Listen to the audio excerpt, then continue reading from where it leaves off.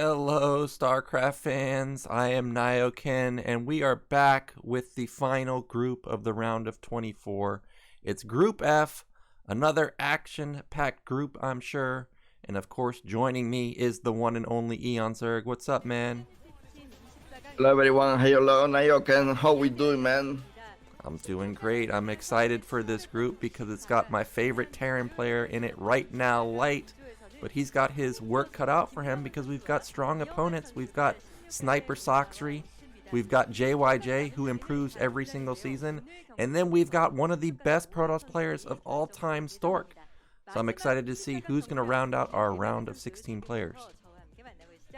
I've been thinking about this. Stork. This guy, he's been a top player for many ages. Like, I'm pretty sure he was already good when Bolster was in his prime. I do remember him being a pro all the way back then. He was not the guy that you're thinking of today or back then. I think for a while he was kind of, you know, B team level, something like that, or A team level, but not like the superstar that he was. Maybe near the end of Boxer's prime, maybe. I can't remember exactly, but yeah, this guy, he is a beast. But, you know, I was checking Wikipedia this morning, and past 2 seasons, he hasn't played in ASL. So, here's of his skill level coming into ASL Season 15. Yeah, but I want to add more on Stark because, I mean, it makes so much sense now that I think about it. Do you know the Stork nickname is Dinotos or Dinotos? Yeah. Like, imagine, and now he feels him so well. Like, this guy is a dinosaur. Like, he's actually like being like forever in the scene.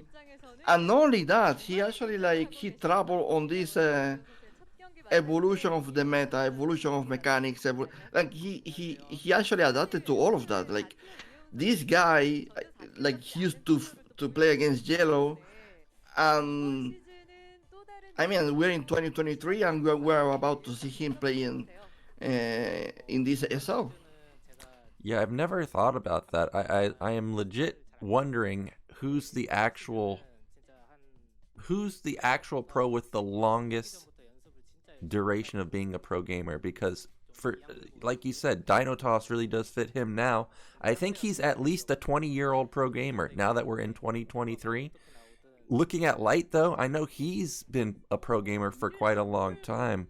It's definitely close, like, in terms of how long they've both been pros. I think they both are at least 20 years now. I think I do remember them being pro in 2003. Yeah, I'm pretty sure this guy, Stork, has been around since 2003, minimum. Yeah, I wonder what his thoughts would be on like how the pro scene has evolved since then, because if he was there in the beginning, I'm sure he remembers the days playing 16 hours. Now, you know, living the life of a streaming pro, how that compares. Does he like the old pro gaming lifestyle, or does he prefer being at home and being a streamer? It would be cool to get their insights into that. Yeah. No, I'm pretty sure if you ask any of these pro gamers, they actually like they enjoy this streaming era, because it's more chill. They train the way they want. I hear some stories that it was actually like very hard for them in the teen house. Sometimes not having enough food or not enough sleep, or you know, like just like typical teen house situations, I guess. That and now they are in more comfort. Yeah, working from home can definitely be a huge benefit, and then of course not having those strict hours like you're saying, and then the horror stories that you hear from some of the team houses. Yeah, I'm sure Stork is loving his life in comparison. Yeah. Well, yeah, that was about the Stork. I'm so impressed the guys are still like, around, because I was just thinking that, like, Jesus, this guy has been like forever in StarCraft. So, but let's move on and let's talk about Light, because Light, he's in theory he's like the best player in this group, but remember this is a best of one, and I remember Light like losing best of one games often. Yeah, best of one always very brutal, and I was looking on Liquipedia also this morning about that specific scenario. How was Light eliminated in previous ASLs? And we know Stork's TVP is, or Protoss versus Terran I mean, is obviously very strong. But these days, Light is just almost unkillable in TVP. So I'm not actually too worried about that. But what I am concerned about is the past couple seasons I've seen Light lose is it has been versus Terran, or it has been in Terran versus Zerg, and that guy sitting right next to him, he is definitely a sniper in all the matchups. Sacsri, he's very strong. And then as I was saying a couple days ago, JYJ, for me, I don't remember JYJ very much at all coming into Remastered, but the past 2 seasons, or past, not necessarily past 2, maybe past 5 now actually, JYJ has done very well in ASL. So I think actually JYJ could make a big splash here, especially if he takes down both Light and Stork. Yeah, JYJ is, in my opinion, a very interesting player to watch. A player with his own builds, own play style, own timings. You know, like I see one problem with JYJ games also. I can tell you about this is that he's not great at finishing games. I don't know if this is a common problem for some players, but he actually has this problem of not knowing exactly how to finish the game. He has great builds, but he didn't figure out yet how to actually be a solid player that knows how to finish games. Okay, I can see that because it is true. There are often that I see him play games and he gets into mid game and late game more often than others. Like I often do not see him winning, like you said, in the very early games. So I guess I never really thought about that before, but I can see that. Yeah, that is pretty true.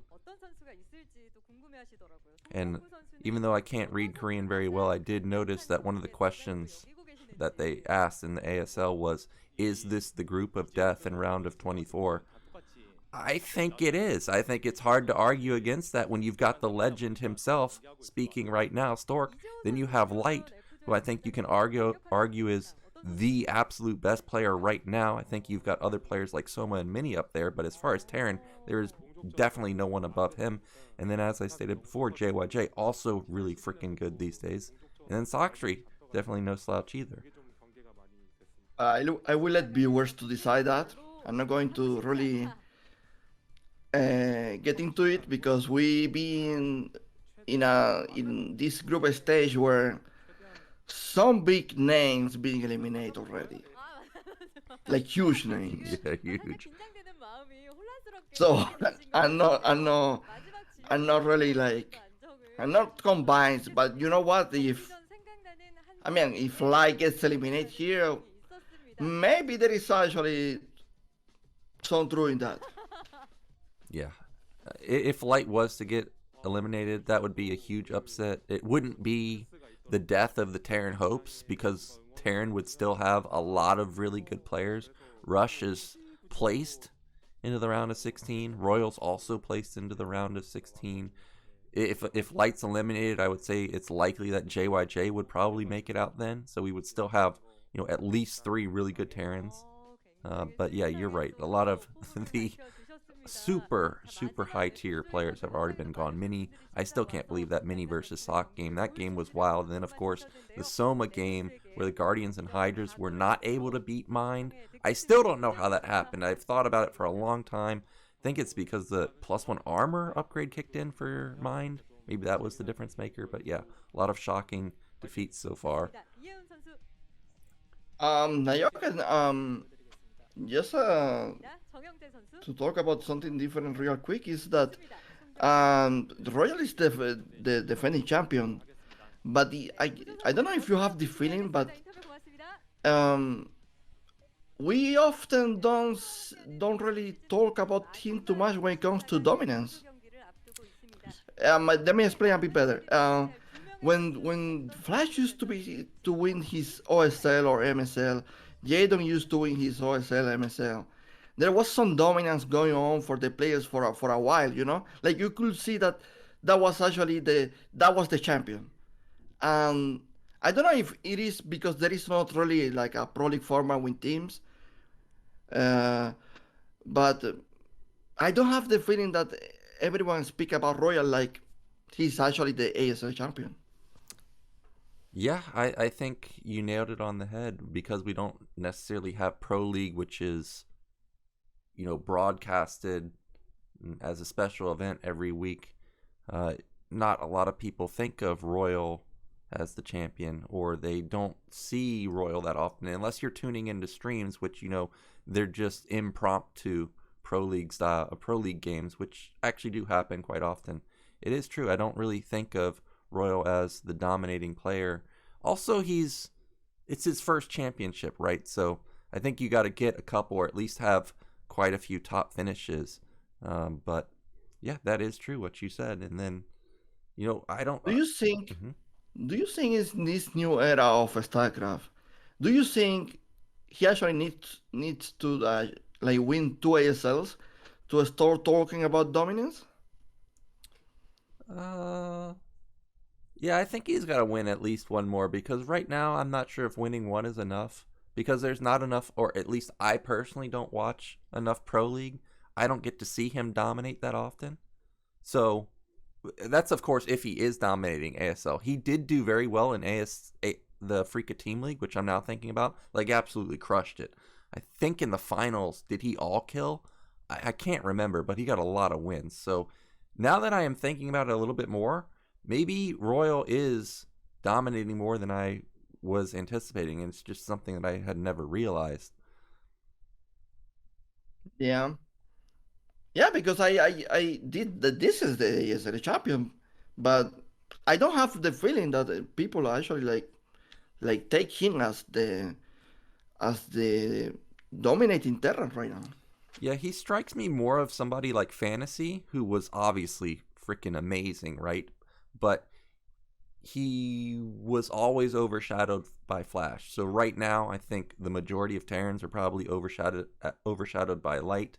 I think if you get another victory in the ASL or another Team League victory, then I think probably Royal will start shooting up in terms of fame, and he'll kind of start getting what Fantasy got near the end of Brood War, which was Fantasy was the one to beat, maybe even surpassing Flash in my opinion, because actually one of the last games I saw was Fantasy beating Flash in the Terran versus Terran, where he defensive matrixed the mine. I will never forget that because I'd never seen that before.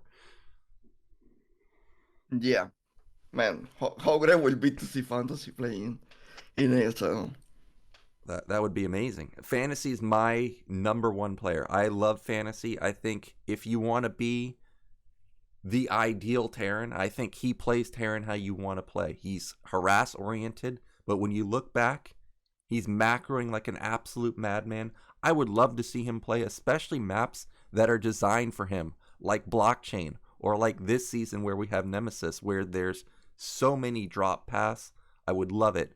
We're getting into our first game of the day, though. We're getting a look at our profile stats, which is Light here. You can see very strong versus Protoss. Actually, it's his most games, almost his most games in all of ASL. He's 60% win rate there. And then just barely above 50% versus Zerg, which is surprising to me because when I think of Light, I think of the best Terran, even though Royal won last season and Rush got into the finals the previous season. Yeah, totally agree with you, but I'm not surprised his TVP win rate is so high because the last ASL he's been playing, he's just like destroying Protoss left and right. Yeah, he is one of the few that can split the map versus Protoss and actually not just outright die to the overwhelming macro or the carrier switches. We're getting a look at, or we did get a look at, Sacsri stats there versus Protoss. only a 20% win rate. So he definitely wants to avoid Stork. But his versus Terran win rate is quite decent, sitting at 43%. So that's almost 50%. Not bad for sure. And, of course, our first map is going to be Heartbreak Ridge. Yeah, making a mistake. Sacsri is capable of beating Flash and also capable of doing the worst. So, it's so crazy with him. So I'm really curious. If I am also curious if he can knock down one of the stars, or actually all the stars, because JYJ is now up and coming too. And we are ready with game one. It is Light versus Sacsri on Heartbreak Ridge.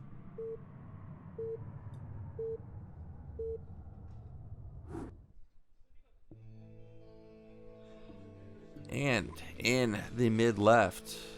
Oh no, that SCV is jumping Nyoken. Oh, is it? I didn't see it. That's unfortunate. You definitely don't want to mess up your mineral boosting or just flat out your mineral mining in general.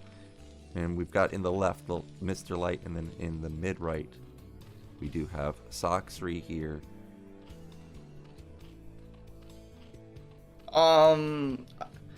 Sacsri, he used to be as a set player from the Nadas and Midas team. We made Fox.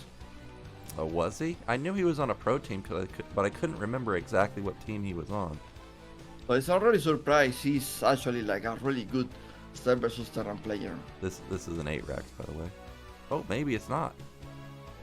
That looked like an 8 Rex timing. You can see the SCV was hanging around just a little bit, so I thought for sure he was going to proxy it, but not the case. And we do have another wall, so like every single game we've seen of Terran versus Zerg on this map, first off, I think 80% of the time they spawn bottom left. And also they have walled every single time, so that's interesting to note. And we do have a quick drone going out, so I think that he suspects that it could be an 8 Rex and he's going to go look for it. Yeah, he's scouting very early on. Remember, Hybrid Ridge has some interesting A racks timings where you can block the entrance and like do some very strong rush. So I mean, he didn't scout too much, to be honest. Yeah, when he went outside the natural, I was like, that's not enough, man. Often you see proxies in the center or top middle, for example. So he does get a little bit lucky that he scouted but didn't really scout all the positions. But of course, Sacsri's played obviously a billion games, I'm sure, in anticipation of the ASL. I'm sure he knows where all these Terran players are proxying, so maybe a little more insight than I have, certainly. We do have the 2-minute gas almost from Sacsri, so everything very normal here. Yeah, man, I feel like he never played Morrow. I remember Morrow used to proxy barracks like on top of the top mid expansion and just like kill you with 9 racks. And Sacsri didn't even scout that spawn, yeah, I think he's so lucky. I agree. I do think he got a little lucky here. And we do have the wall being completed. It's another semi-wall, ample style, with the one gapper there. We got the command center coming down. I see Light looking in his main with his screen, and I'm just checking if the gas comes down, and there it is, 3-minute gas. So we know that Light has really been innovating the Terran meta these days with Valkyrie play. This could be that, or it could also be another +1 or quick +1. We'll see what that eBay wants to do. I think that is an eBay. Could also be a second Rax, but that gas seems so fast, I'm not sure. That's not over there. It is. It's not. It is. No, it's not. I actually it is. Oh, no. One hit. Oh, it is. Well, that hurts. That is a big time supply block for Sacsri. I don't think he was anticipating that at all. And actually, it's an eBay and an academy for Light, so he's going to get fast +1. He's going to be rushing his upgrades, so he's going to have stim and range at a decent timing. But he's going to have very few Marines. You can see he's still cutting right now because this is so costly for his build. We've got the Spire coming down. So despite the Overlord getting shot down, looks like Sacsri's build hasn't been interrupted that badly. Yeah. If I was Sacsri, I would like skip link speed, to be honest. It looks like he didn't. By losing that Overlord is super bad for him. Like now he's like expansion delayed and probably like drones delayed, eco so delayed. The good for him is that Light is not doing 2 Barracks Academy push, because that will be like 4 Sunkens, and that will be like really terrible for him. But he's lucky Light is not doing that. Yeah, the 2 racks would have been absolutely brutal. Like you said, you're supply blocked now, then you're forced to build Sunkens, so you're just massively losing drones. But this is a 4 racks follow-up, I think, so even though Light's not pressuring now, he'll be pressuring pretty soon. And I always hate this moment with my SCVs. It's like, dude, can you just get out of the way so I can just build my other barracks? What are the odds that you are making 3 buildings and they are all 3 SCVs in the same place? I know, man. There's only one person whose SCVs actually go to the right spot, and that's Flash. Every time I watch him play, I think that. I'm like, dude, your SCVs are just different. They're just built different. I wish mine could do this. Do we even play the same StarCraft? No, we're not even playing the same StarCraft. There's Nyoken StarCraft that just gets killed by everything. And then there's Flash StarCraft who defends everything. And he's also got those insane repairs that we've seen in the ASL already. Yeah, man. I don't think Sacsri is going to be able to do too much in this situation. Light is like covered everywhere. And it's so dangerous for Sacsri because it's a 4 barracks. Like producing 4 marines, it's going to be so hard for him to hold with mutas, especially with a +1 attack. Yeah, and it's a good thing he actually got in the main and saw the barracks count, because I was thinking, man, Terran didn't move out at all with Marine Medic. This looks like, was it Mong's build where it was a rushed Valkyrie? And if he thinks that it's Valkyries and it's actually Marine Medic, that would be devastating. But he did see the barracks. He did see that there's actually like 10 turrets already built. So really can't do anything with these mutas right now. But he is at least probably going to pick off these depots. He's also transitioning into Fast Hive. So you think this could be for Guardian Hydra again? I was thinking about that. I mean, I don't see like Evolution Chamber or Hydra Den, so I don't think there is even a reason to, because you could say like, okay, he's taking like a very far expansion, he needs a quick Nidus, but no, the expansion is like close to him. So yeah, I don't see any other option than Guardians. Yeah, I agree. I think that this has to be Guardians because of what you said. They're not being an Evolution Chamber, so there's no hope for Ultras. And we do have a move that Terrans are just doing so often these days, which is splitting off even just 2 Marines. And he's already sniped 2 drones, 3 drones! Yeah, but you know what? The Sacsri, he actually made some good drone micro. Like he saved some drones, so not super catastrophic. Yeah, not the biggest losses, but in the natural you can see the drone count is pretty thin also, so those 3 drones really do matter. Supply is not reflecting the hit just yet, I don't think. It's 80 to 65. We've got double starport coming in. I think I heard a scan go off a moment ago, so Light should be aware of what he's facing. Because Valkyries are so meta these days, I wonder if there's an armory anymore. That SCV is probably setting up to build it. What worries me the most is that this small army is like grouping to each other, and now it's like this, like 10 rivers attack. Like it's moving super slow, but it's super strong. And I mean, Sacsri is having such a hard time to deal with this. The army is almost in his natural already. Yeah, and look at this. The mutas kill everything in the middle, but the main army gets all the way to the top of the map. Now, of course, Sacsri knows that there's a lot of bio, and he's going to be trying to micro this down, but there's just so many Marines. This could be a dead base. Oh my god, he lose almost all the drones. I don't know if Sarri is going to survive this. Like, I don't know if there are enough mutants to kill the bio. Oh, there were enough, and the Marines are not going to get the hatchery. So he kills all the drones there, which is amazing, but he loses his entire army for that, and Zerg keeps a lot of the mutas left over. Now, I did see the mutas have +1 armor, and you can see that armory spinning, so it is going to be for +1 weapon on the Valkyries, but that's a long upgrade. These mutas are going to have a lot of armor once Guardians pop out. Tool bucket is coming, and this is looking more and more like Soma build. Light still with the small moves, 2 Marines going to the natural, and Sarri doesn't have anything to deal with that right now. Yep, into the Nat he goes, and he is going to get one drone, so not the most damage, but the first 2 Valkyries are out. Now this could be crippling if he catches the mutas while they're morphing into Guardians, which I think they may be in the middle, and they are. There's only 3, so those are probably dead Guardians. Yeah, 100% they're dead. Yeah, 2 Valkyries, huge Marine and Medic army. I don't think Sarri can deal with this, Nyoken. I don't think so either, especially if the Valkyrie count gets up to 4. I think also Sacsri, even though he wants Guardians right now, he's hesitant to morph them because it's going to get scanned likely.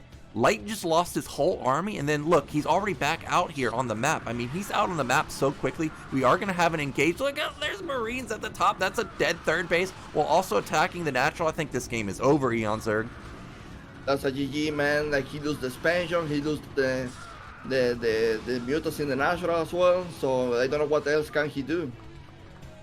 The answer is all he can do is GG out, and that was really well done from Light. The Overlord kill in the beginning really crippled Sacsri's build. He made a good recovery, but just not enough. Those Marines are so strong.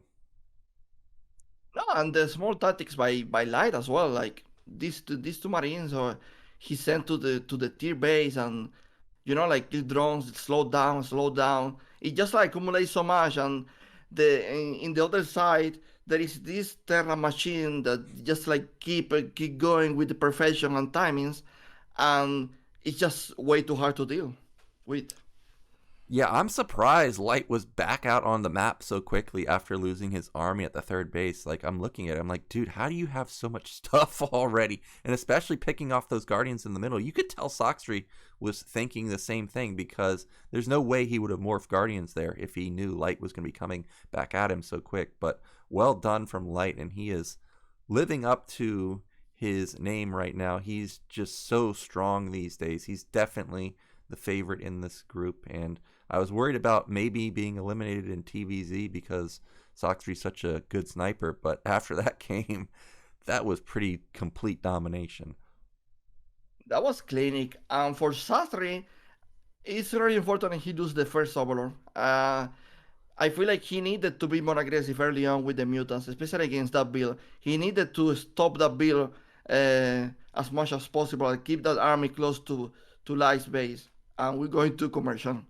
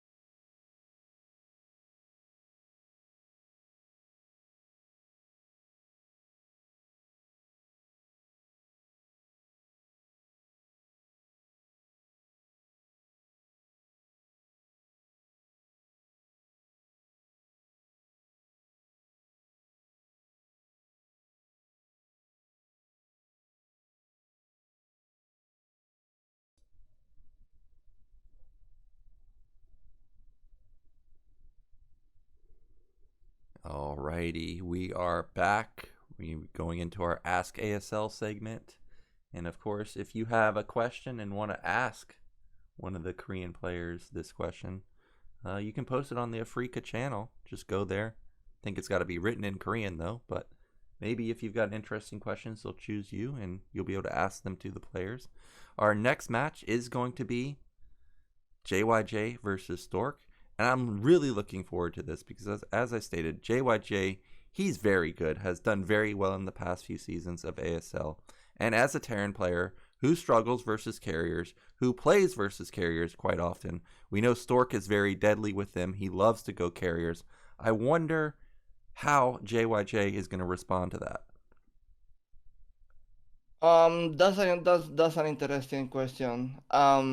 Because so far what I have seen in this ASL is that the Terran players are already struggling to play on this map.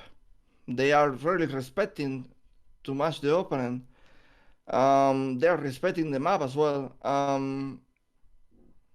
So I'm not totally convinced how can Terran, like in my mind I have these long game situations where the Terran just like defend all his bases and just, like the superior army wins, but we didn't have any games like that. To be fair, I don't think we had any long game on this map so far. Yeah, so far the Terran players have just been going for quick all-ins or quick victories. Like we saw Bishop go for 2-fact Joyo push with Starport. I mean, that's about as all-in as you can get. We haven't really had a big macro game like you said. It is very hard to split the map on Heartbreak Ridge also. Well, it's not hard to split the map. It's hard to defend the entire map versus the carriers because they can go over ledges. They can get across the map so easily. And I want to see how Stork is going to play carriers, assuming he goes there. Because lately, when I've been watching Pro League, I've actually seen players go like 3 base and then 3 Stargate, as opposed to the old school style, which is 2 base into 2 Stargate, which is what I really think of when I think of Stork. And I think our players are ready. Doesn't seem like there's any issues today like what Reuben had the other day. So it is time to get into Heartbreak Ridge between JYJ and Stork.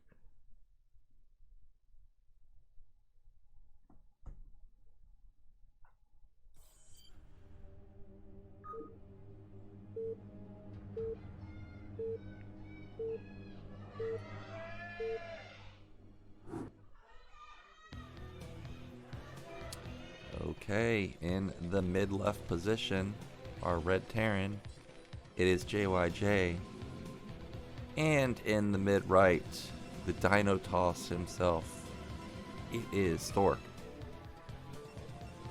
Yeah, I was thinking about what you mentioned about the Stork going to carriers on 2 bases. I think she's probably just like, I mean, we didn't see Stork playing a long time, but I imagine that he also makes evolution to his builds. So I'm expecting him to make carries from 3 bases, most likely, not really 2 bases. Especially in a map like Herbrick, like rush distance is a bit too close. Like if Terran actually figures out you're doing that, he can like instant punish you maybe with a very strong timing. Yeah, and I think because it's Stork, you're coming into the series thinking that it's going to be carriers. So probably JYJ has a build order planned, whether it's like a 5-fact or 7-fact or 1 Starport into 7-fact. I'm sure he has some type of timing planned for Stork. And we do have very fast scout from Stork. And this is going to be a gas steal most likely. JYJ sees the probe coming though, and he is going to instantly take his gas. So this, so far, has done no damage. Can Stork buy time delaying the racks? And the answer is, yeah, he did a little bit of annoyance. By the way, it's the first game TVP that Terran is not doing a wall. Yep, no wall for Terran here, and it is a forward gate. And actually, even though there was no gas steal, delaying the barracks for quite a while will make a difference here, because you can see the Rax is quite late, and also there's no SimCity with that depot anymore. So I am expecting this time Zealot to deal a decent amount of damage. Yeah. Do you think that makes a difference now that he didn't make a wall? Well, I personally struggle with Zealots, but I think at JYJ's level, he's probably not going to have a big deal. He still has the Rax up against that command center, and you can build a depot to the right side quite easily, so I think he's not going to take much damage. But speaking of much damage, this probe has done like 40 points of damage to one of those SCVs, so he's got to be careful. This worker being so annoying. This is a ladder worker. I know, he is a nuisance, and I'm surprised that the Zealot didn't get made. Where is it? I think he just didn't build one, so despite delaying the barracks, he ends up not going into a Zealot. I'm shocked, and he's just going to play a normal opener with the Goon. Yeah, he went straight to Cybercore. So I got a bit confused, to be honest, with the Stork build, right? Like, and the gateway is also outside. Yeah, it's a weird opener. I think Stork was not expecting his gas steel to not work at all, and he, I guess, had normal Goon follow-up plan to that. And so for the fact that it already got denied has kind of thrown his build off a little bit. That probe did a good job trying to block, but JYJ drilling through, and we do have command center slightly faster than the Nexus, not a big deal though. And I think a Vulture just popped out, so we've got 3 Marines, Vulture. He's gonna actually not catch that probe. I think he saw it, no? No, he didn't. I guess. Well, never mind. So far we can say that it's very standard from both sides, but if you ask me, JYJ opening is like really good. Yeah, JYJ looks like he's got the ideal opener. He didn't take any damage. He didn't have to build a bunker. He didn't get gas stolen. He's only facing 1 Goon, and because the probe saw the Vultures, now the 2nd and 3rd Goon have to stand back. And uh-oh, there's a big gap here. Will he shoot the gap? The answer is no. Oh, Goon Not doing... taking free.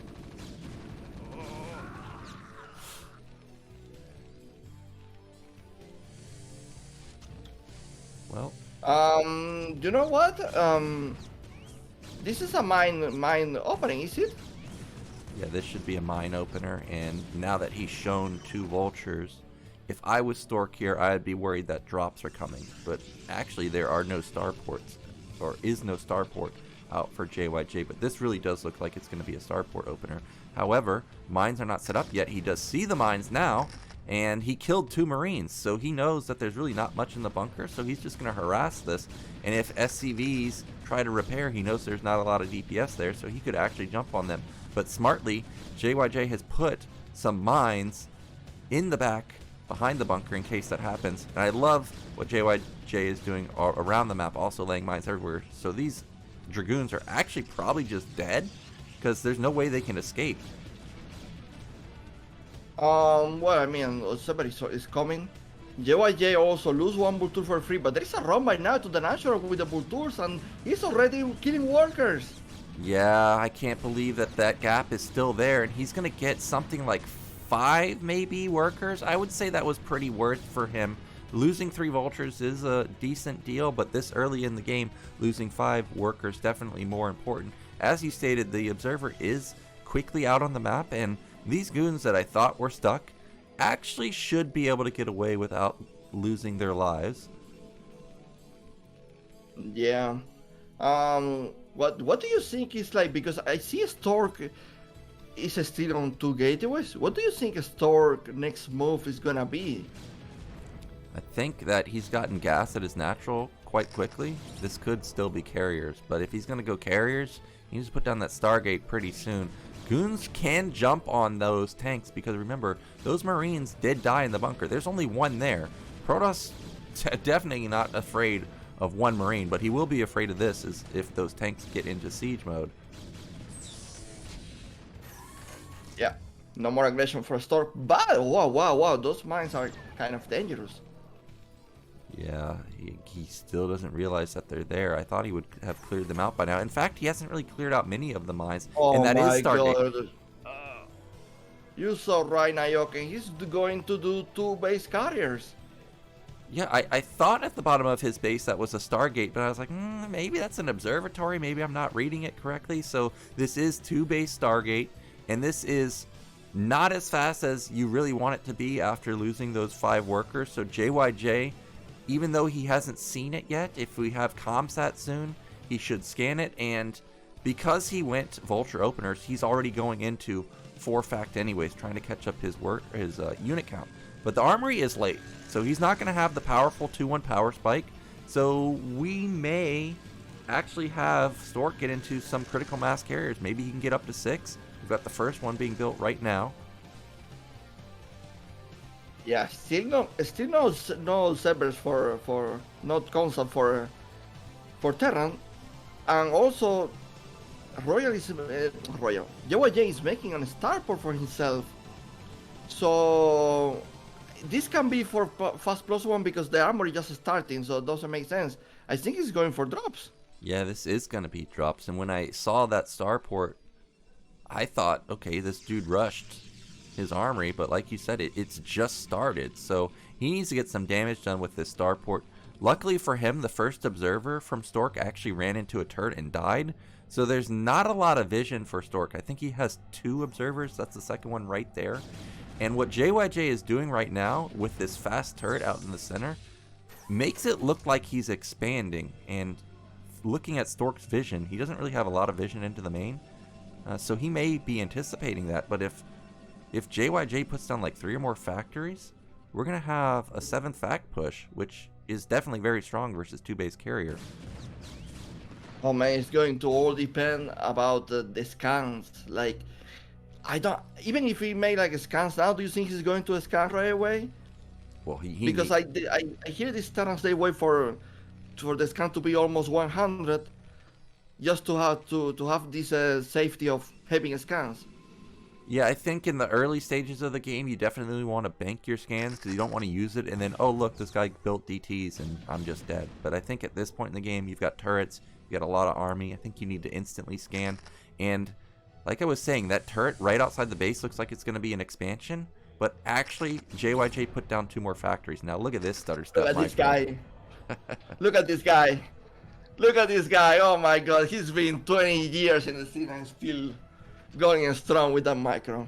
Well, he had good micro there, but he left it open, and dropship comes in expecting to see a base. Now, this could be panic mode for JYJ. He could be thinking, okay, did this guy take bottom right, and now my drop is just a failure? Or does this guy have carriers? Because that's really the only 2 scenarios here, and he's going to see that, hey, this guy already has carriers.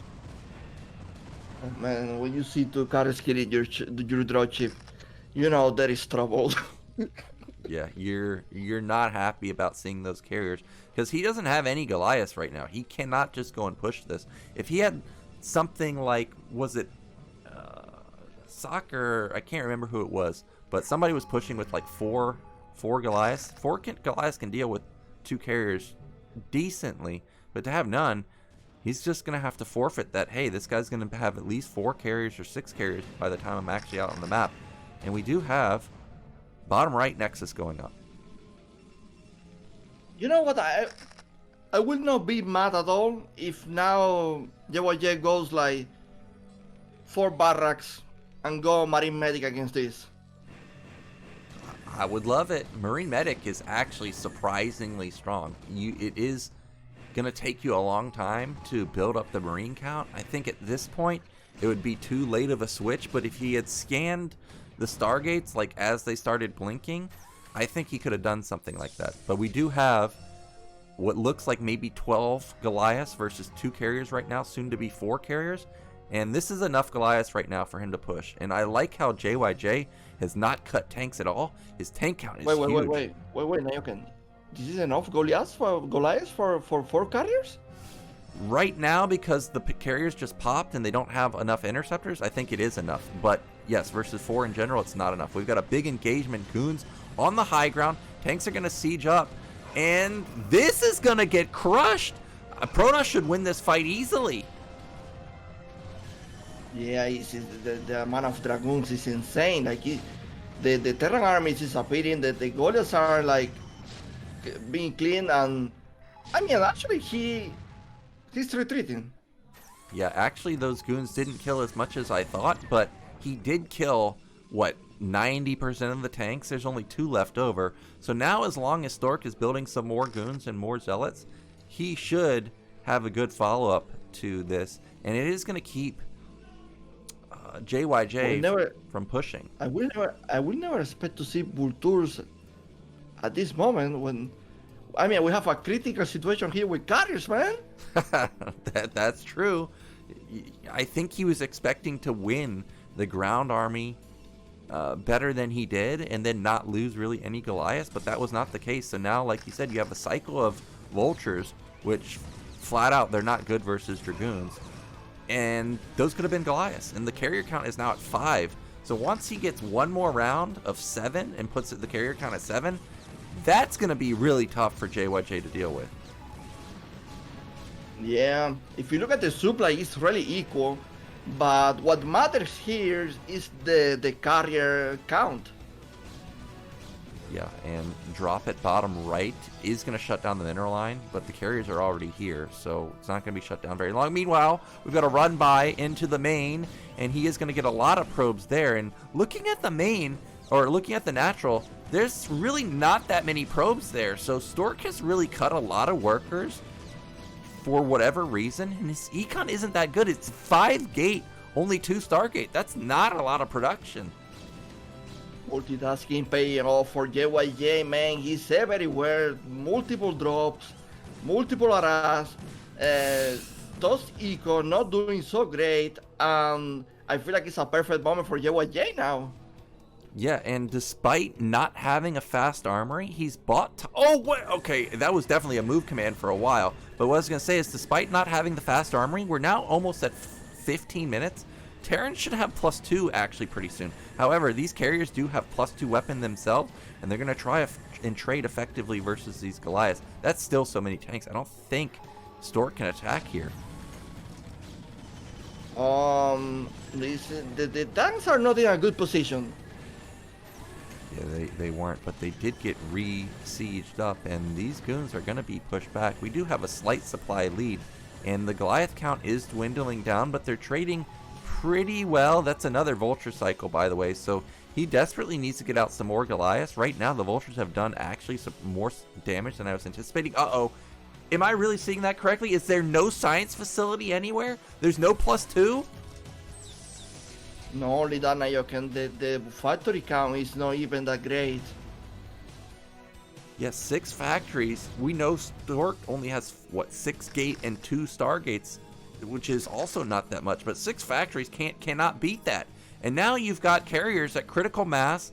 This is what makes Heartbreak Ridge hard, is now the carriers can be in your main, and they can also defend the middle at the same time. We've got an attack into the main, and JYJ is going to push, but the carriers are right here, man. They can help support those goons so easily. Yeah, it's very hard to be optimistic about JYJ right now, but he has a lot of minerals. Like and he's pushing the tier base of Protoss. Like, I don't know if 1 million of turrets can save him, but I think it's the only option he can try. Look at these carriers. They're just running through the center, killing Goliath after Goliath after Goliath. He's going to lose his 3rd base, but I don't think that's actually the biggest deal for Stork. What is the big deal is that these carriers just can't be stopped, especially with just +1 weapon. We've got tanks sieging in the back, so he is going to trade decently versus these goons, but this base should be saved. Oh man, I really don't know how these carriers are going to be killed. It's like fighting Thanos right now. I really don't know. Nyoken, what can we do to stop this? Yeah, I keep looking in JYJ's base and like, okay, he doesn't have science facility. He doesn't have that many factories. Where's our gas going? I guess Goliaths and tanks are technically very expensive, but I thought, okay, maybe he's switching into race, but I don't see additional starports anywhere, so it is just tank Goliath, and I think critical mass has been reached for Stork. He's going to breach the third base, and there's just no tanks left. There's definitely not enough Goliaths to engage this army. New Drochi going to Stork expansion. I mean, JYJ loses third base. JYJ is missing so much gas, and I mean, I think Stork has done it, man. I also think he's done it. That dropship, it's negligible. JYJ. He's mined out. Yeah, he's mined out in his main. He's about to be mined out in his natural. So that's gonna be Terran with 0 bases versus a Protoss who didn't have a lot of probes at his natural. So his natural actually has a lot of resources. And of course, he's taking top middle or top right. I mean, so it's 2 base Protoss versus broke Terran. This is all JYJ has. He's got to go with this. Oh my God. I mean, you know what? Interceptors are cheap. And you know what? +1 is not enough to fight that many carriers and interceptors. No, if this is like 7 carriers, he legitimately needs like 35 Goliaths to fight this. And he has, what, 10? So we're going to see the GG any moment now. It's just too much of a lead. This was perfectly played from Stork. He had good goon control, didn't lose any to the vultures in the beginning, and I was a little bit worried about the vultures dealing damage to the pros, but he navigated that situation well, and now he's on the brink of winning this game unless somehow JYJ can pull out a miracle and get top left up and running. Oh man, JYJ is still going for it, but I think Dinotos, man, like I don't know, man, this guy is special. Like he is still like going for it, man. Like Jesus, you know what? Now this is so crazy. GG, we're going to see a Stork against Light in 2023. That is so true. And you know, we were talking behind the scenes about we don't know about Stork's shape right now. He doesn't play in Pro League games as much as other players, but clearly his PvT is no joke these days because he takes down JYJ, who is very strong TVP. There's a few seasons ago, he actually eliminated Bisu. So it is a well-earned victory here for Stork. Indeed. Really good game. There was a point where I saw JYJ, you know, abusing multitasking, being like getting some success with the bull tours and killing Eco. But I mean, when do you have that many carriers and no grace for the Terran? It's really difficult. Yeah, I even think that JYJ's build was good versus what Stork did. Like, he went into a fast 6 fact. The problem was he never got those upgrades. He never got +2. He actually only just had +1 armor near the end. Like, that was also lacking. I don't know if it was because he mined his gas at his natural too late, but he always seemed to be gas starved, and I was expecting I was shocked when they looked in the main and he had no science facility. I thought, okay, 6 fact 2-1, this is manageable. But then when you don't see that, I'm like, okay, well, what do we do now? Because +1 is just really not good versus carriers.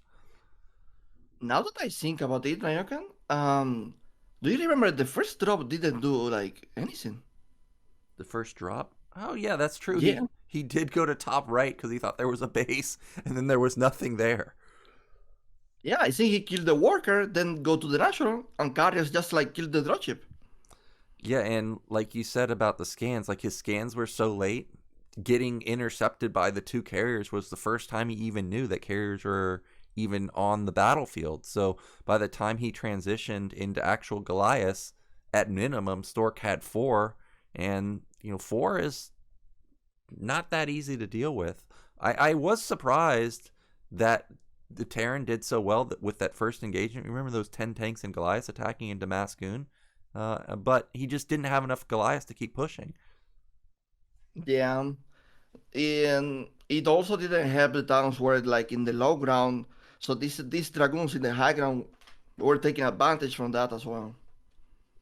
Yeah, they definitely traded pretty damn well. But that does set us up with Light versus Stork. I think Light is just such a monster TVP. that it's still going to be hard for Stork. But if Stork can get something going, like do some type of damage early to light, maybe keep light back where he doesn't hit a good timing versus carriers, I could see him winning. And then also, most of the games we've seen in ASL as our winners match has been Dark Origin, and we saw somebody play carriers the other day, and it looked quite strong versus Terran. Yeah, I was just thinking about that. Like, if we actually get to play that origin, it's going to be this type of game that is going to be so hard for Terran to attack that if a store, I mean, it will be so crazy to see a store doing the same build again. But if he actually managed to get away with it, that's going to be super hard for Light to punish. Yeah, and if Stork opens with Reaver on Dark Origin, assuming we get that, wasn't it Ruin who just kept the Terran behind the bridges for like 5 minutes? Like, it's so hard to push across those bridges that, yeah, that could be a game-winning strategy. Go Reaver into carrier. That's actually one of the best ways to get into carrier because it stops all the timings. So yeah, that could be a great map pick for Stork. But we have had a couple games that have not been on Dark Origin. Remember the 7-6 game of Bishop. I would love that if we somehow got into a 7-6 game, because then what does Light do? But actually, we're going into a break, and then we'll be coming back with our winners match.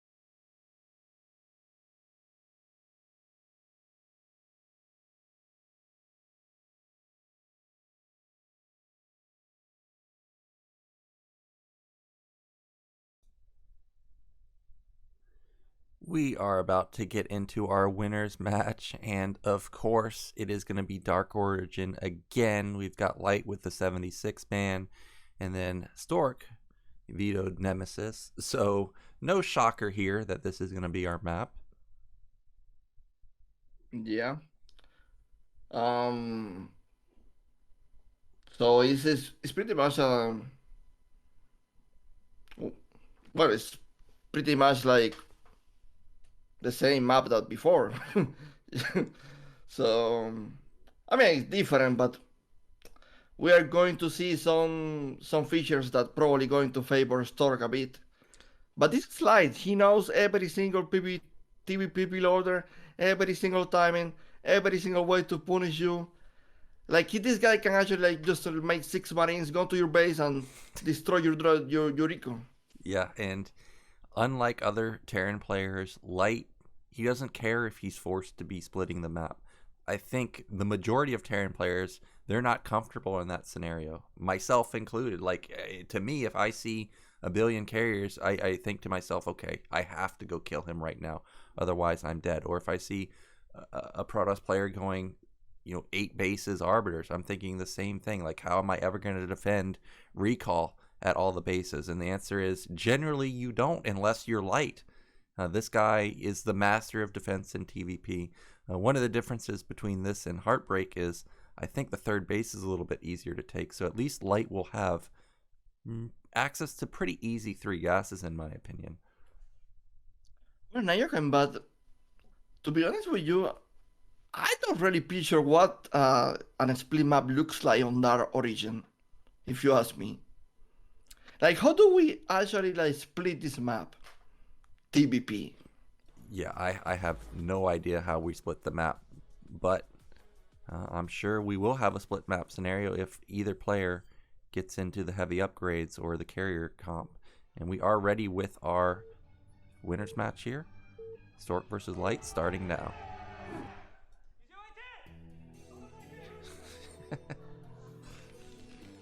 And in the top left, our red Terran, it is Light. And in the bottom right, the one and only, it is Stork. But yeah, it's funny you mentioned the split map scenario because I hadn't thought about that. But the other day we had a game where neither player wanted to take top right or bottom left, for example. It could be very hard to split, actually.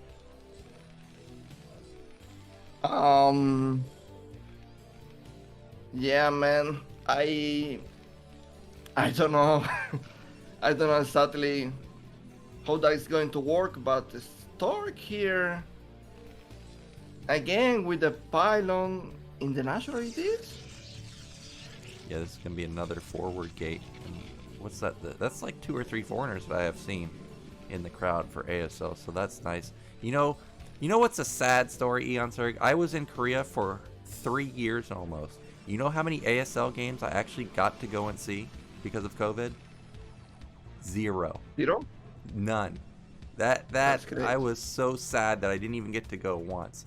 We do have the forward gate, as I stated, and we do have gas steel coming in for Stork. The way he doesn't have the minerals. Oh, Light 2, he doesn't have the minerals, and there it is. So, okay. 135 gas. This doesn't really tell Terran anything. It's not so fast where you think, okay, this guy can't possibly have proxy gated me. This does look like a normal timing, and again, the probe just being annoying. Already did about 30 points of damage. By the way, Nyoken, last time we talked about this gas stealer, you told me that this is like really good for Protoss. Like if Protoss like can't do this all the time, he should like always do this, right? Like. Oh yeah, I think. So, are you telling me right now that the Stork is in a leading position to advance? Well, it may be my opinion, a slight lead. When you're Light's level, maybe he doesn't care about getting gas stolen. But ask me, ask Artosis, who gets gas stolen every single game on Eclipse. You are not happy to see this. And look at that stutter step micro. Oh, man. He almost got that SCV. Yeah, it's like 1.5 more jabs from that Zealot and it would have died. Light is going to get a full scout off here and see that, okay, this guy's not going gas. So it is going to be Nexus follow-up, but the Zealot has already gotten across the map. There's only one Marine. Light needs to pull this back. Okay, he does have 2 others. Nyoken. Dude. Is this command center or Yeah. is it? Okay. No, but I saw 2 SCVs. I was like, wait a minute. Yeah, just sending 2 SCVs to body block for that Zealot. And what looked like an easy thing to do with the SCVs in front of the Marines like that, I can tell you that it is not so simple. So the Zealot got denied. And actually now Stork is not in that great of position. Yes, he got the fast Nexus, but the Zealot did no damage. The gas steel really didn't do that much damage either because it's already gone and he just transitions into a normal gas. So I would say now we're just basically in a normal state.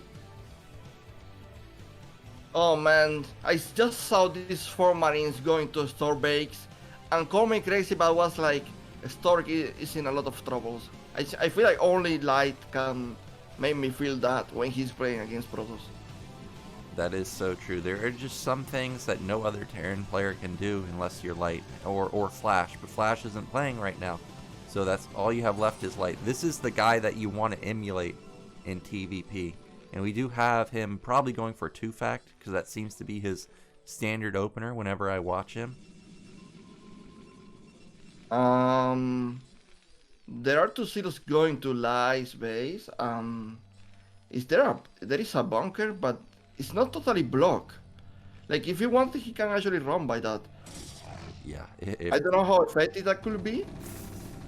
Well, there are 4 Marines in there, so it's a lot of damage. But yeah, if that ramp was like closer to the left, like not behind the command center, I think that could have been a decent attempt. But the fact that you have to go past the command center, Light's obviously going to react instantly with an SCV pull. I think it is wise to not attempt that move. But if it was something like Eclipse, I think that could have been an okay attempt to just run by.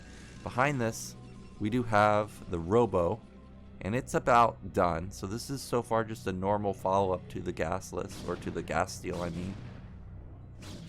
Nice interception of that SCV. Yep, denying the scouting is always huge, especially at this point in the game. If he could have gotten in, he would have seen the Robo, would have seen if this guy has a support bay or observatory, and what he would have critically seen was the Nat gas is already up and running for Stork. So this already looks like it's going to be carriers again. Yeah, but you look at a Light. He's already making armory, already like preventing our server from scouting without the turret timing. I think it's looking good for Light. Yeah, this looks like standard play. The 530 armory, very normal.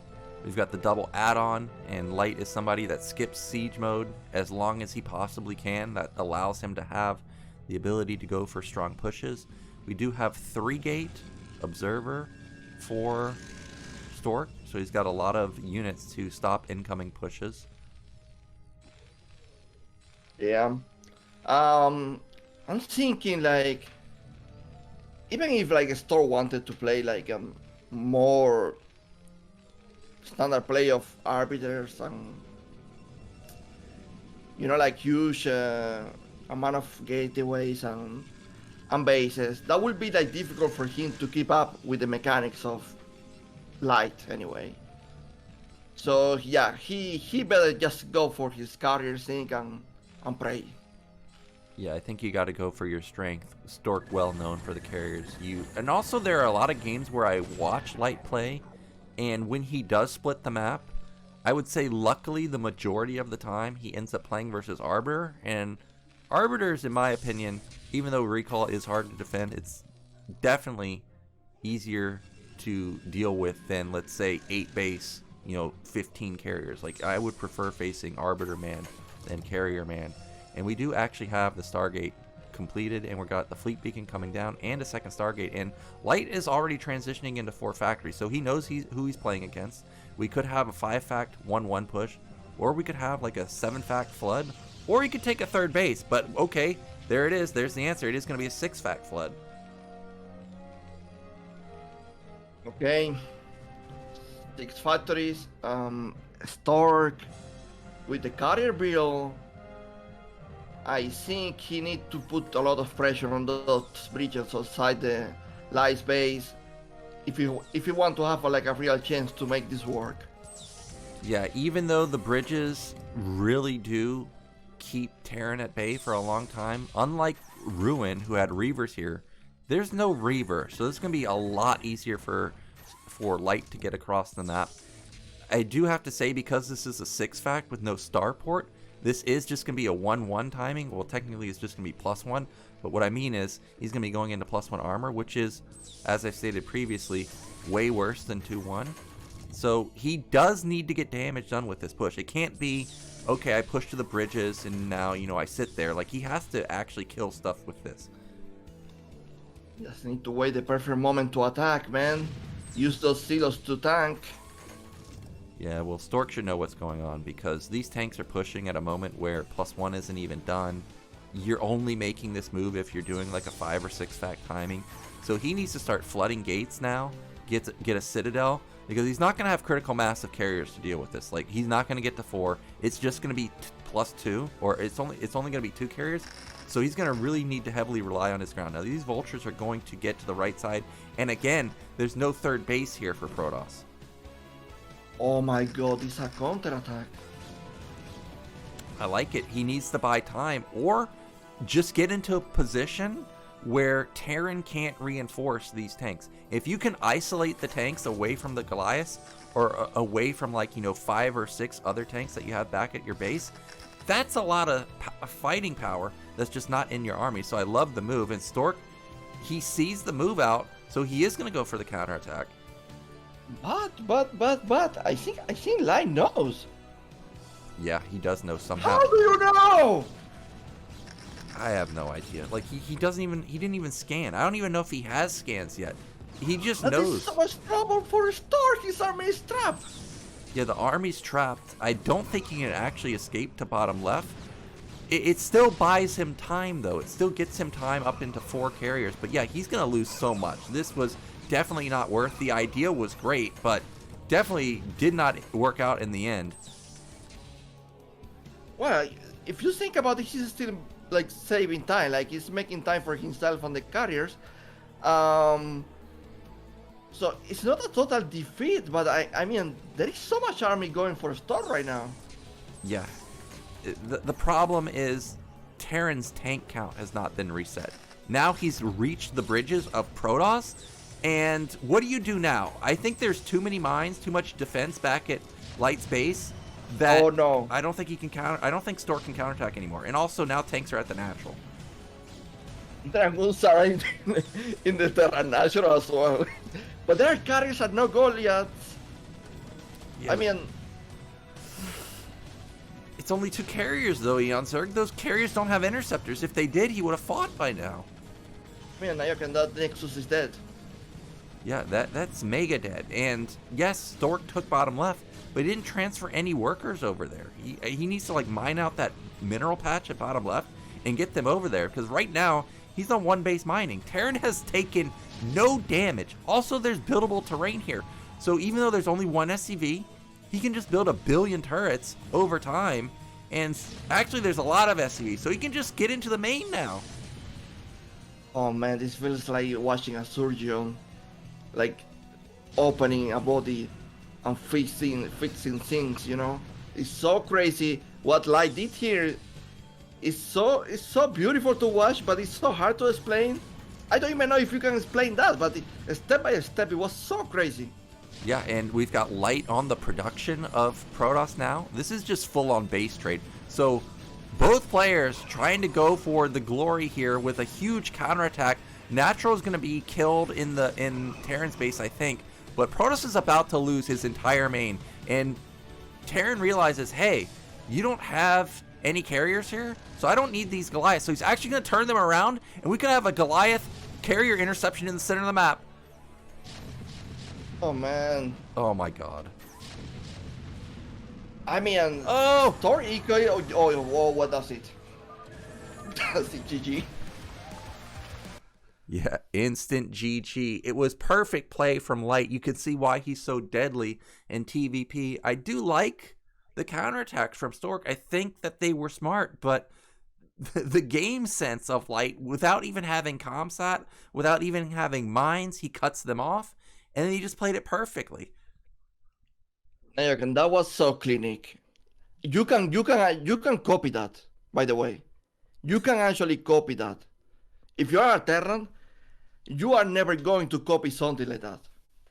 It's impossible. That is like, I don't know how to explain it, but that is pretty much talent. You can copy that. Yeah, it looks so easy when you watch players like Light or Flash or Last when they do it, but then you try and go do it, and you're like, what happened? Where did it go wrong? How does he have 5 more tanks than me? How does he have more vultures than me? It's so true, because they make it look so easy, and just fantastic from Light, and he's going to make it out in first place, so congratulations to him. Yeah, man. No, that was so beautiful to watch. It was almost like the guy was reading Stork mind. He didn't even have scans, Nyoken. He just like predicted everything. Yeah, I think they just know each other too well. You know, even I, who have never played Stork, you just know that this guy's gonna go carriers. And also, he did just watch JYJ play Stork, and Stork played the 2 base carrier also. So I think he's just went with his gut read that, okay, if he goes 2 base carrier, I've got a good counter with the 6 fact. If he doesn't go 2 base carrier and he plays like whatever the Protoss counter is to that, well, I'm Light, man. I can just defend forever and try and play a long game versus him. So I liked what Light did in that particular game. I can agree with you about like he saw the game early on, but it was a totally different game. What I saw from Light here and the decision making, I'm telling you, honestly, that you can copy that. This is not something you are going to learn. I'm sorry. Like if you wanted to be a good Terran, you can copy that. It's what I mean. It's so crazy. Yeah, also on ladder, a lot of players don't play 2 base carrier anymore. A lot of times it's 3 base carrier, 3 Stargate. Like I was saying, that seems to be more meta these days, or at least my experience on the ladder. But he just had the perfect counter. And with Stork in the losers bracket, it does set us up for potentially having a JYJ versus Stork rematch. I would really like to see that. See if JYJ has learned from the game he just watched versus Light. But at the same time, we also haven't had any Zerg versus Protoss all day long. So I'm also rooting for Sacsri here to make it through so that we can actually get a different matchup. Yeah.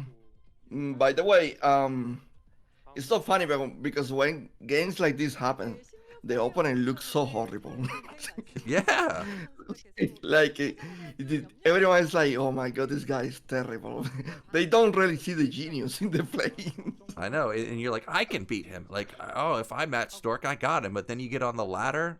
I guarantee anybody that's watching this stream, probably you queue Stork on the ladder, he'll beat you literally 1,000 games in a row. There's no game that you're gonna win unless there's like some type of miracle. Maybe you get so tilted you go Marine Medic blind and you catch him with just carriers. Like that's the only way you're gonna win.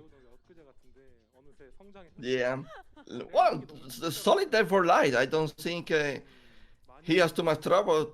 He has too much trouble at all. Best of 1 machine after all. Yeah, so we thought, okay, best of 1. You know, it's a ruthless format. There could be some upsets, but so far, I would say there's not really any upsets. Maybe for Stork beating JYJ because JYJ is so strong, but actually I think that's a pretty even matchup. Just that time it went in favor of Stork there. But I wanted to ask you, what do you think about Sacsri's chances versus JYJ? Oh, that's going to be such an interesting matchup because depending on the map, depending of how Sacsri condition is, now that he loses against Dino Toes, you know, like that can actually like change your mindset quite a bit. Like, not be so confident anymore.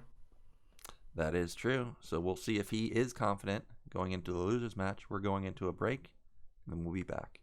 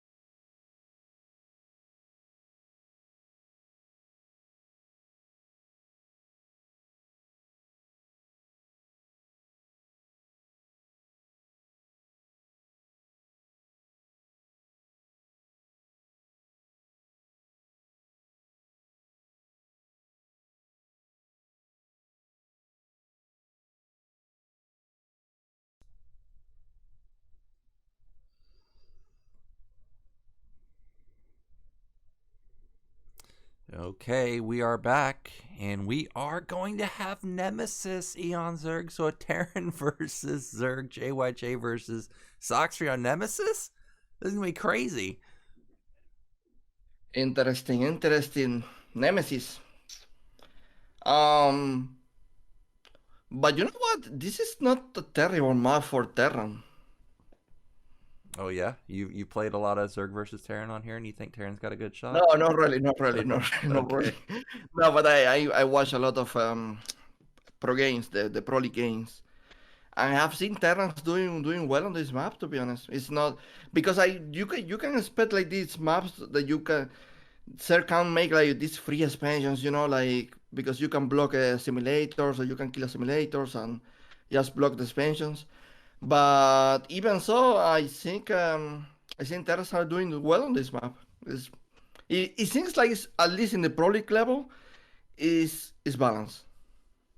Okay, well that's good to hear because I know when blockchain was in ASL, it looked just so difficult, and we of course had that legendary game of Larva versus Nada attempted a nuke rush, and with Nemesis being similar to blockchain, I would have thought that it would have been a struggle for Terran, but you're saying it's more even. So, what types of builds are Terrans winning with on this map? Well, we're gonna get into the game, and then you'll talk about that, or you can let us know what that is. But it looks like our players are ready. So let's get into our losers match here. Whoever loses will be eliminated from the ASL, unfortunately. Will it be JYJ or will it be Sacsri?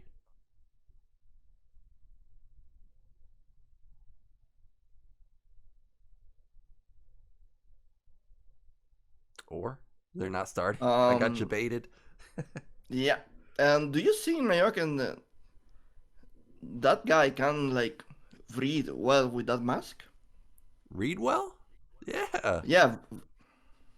Oh, play with a mask? Yeah, that could be a Yeah. little bit interesting. Well, we are starting now, so let's get into it.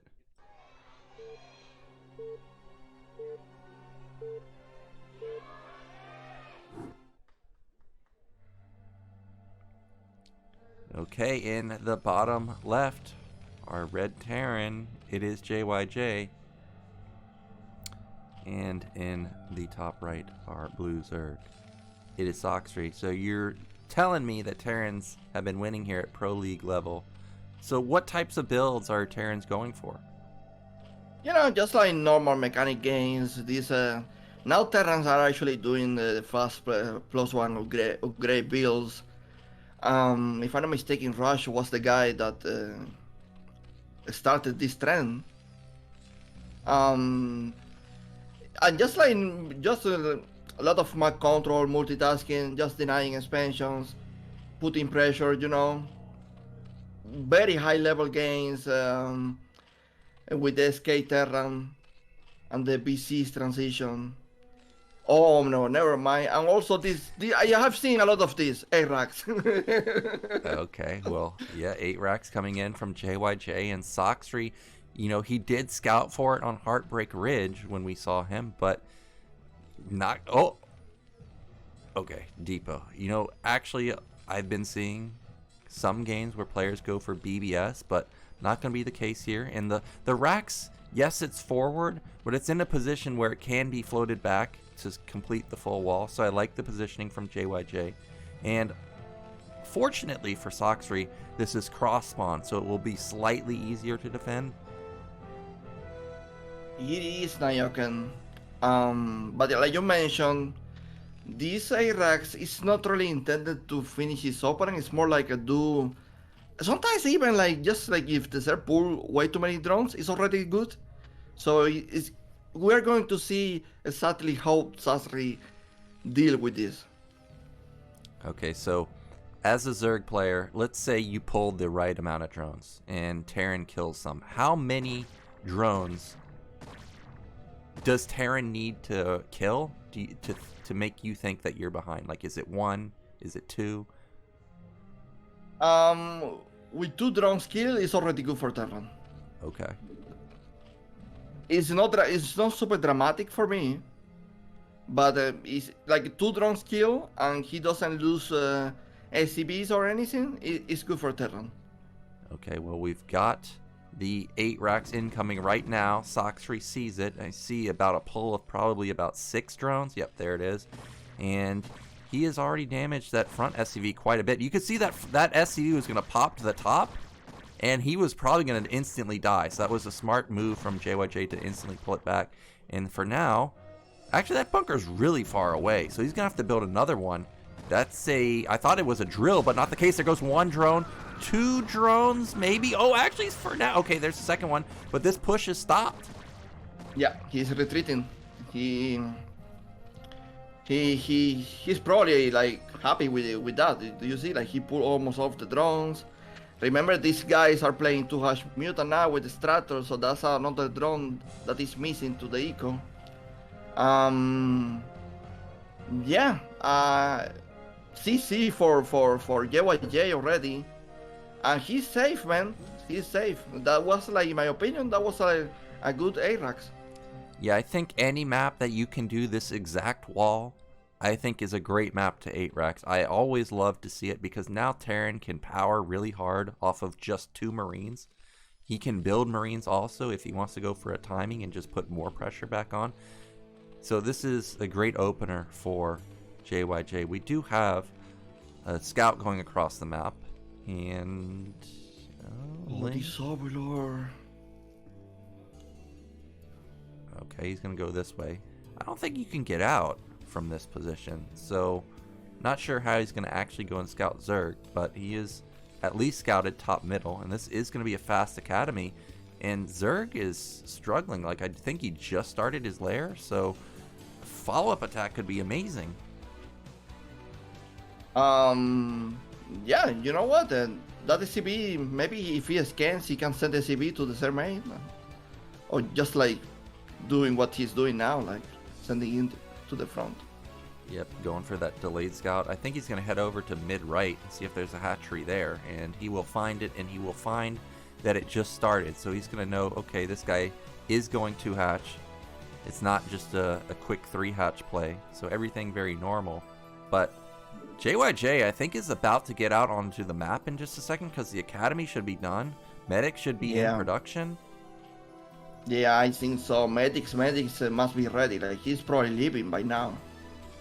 Yep, we've got the academy blinking. There it is. He only has 6 Marines. Okay, guess that doesn't matter.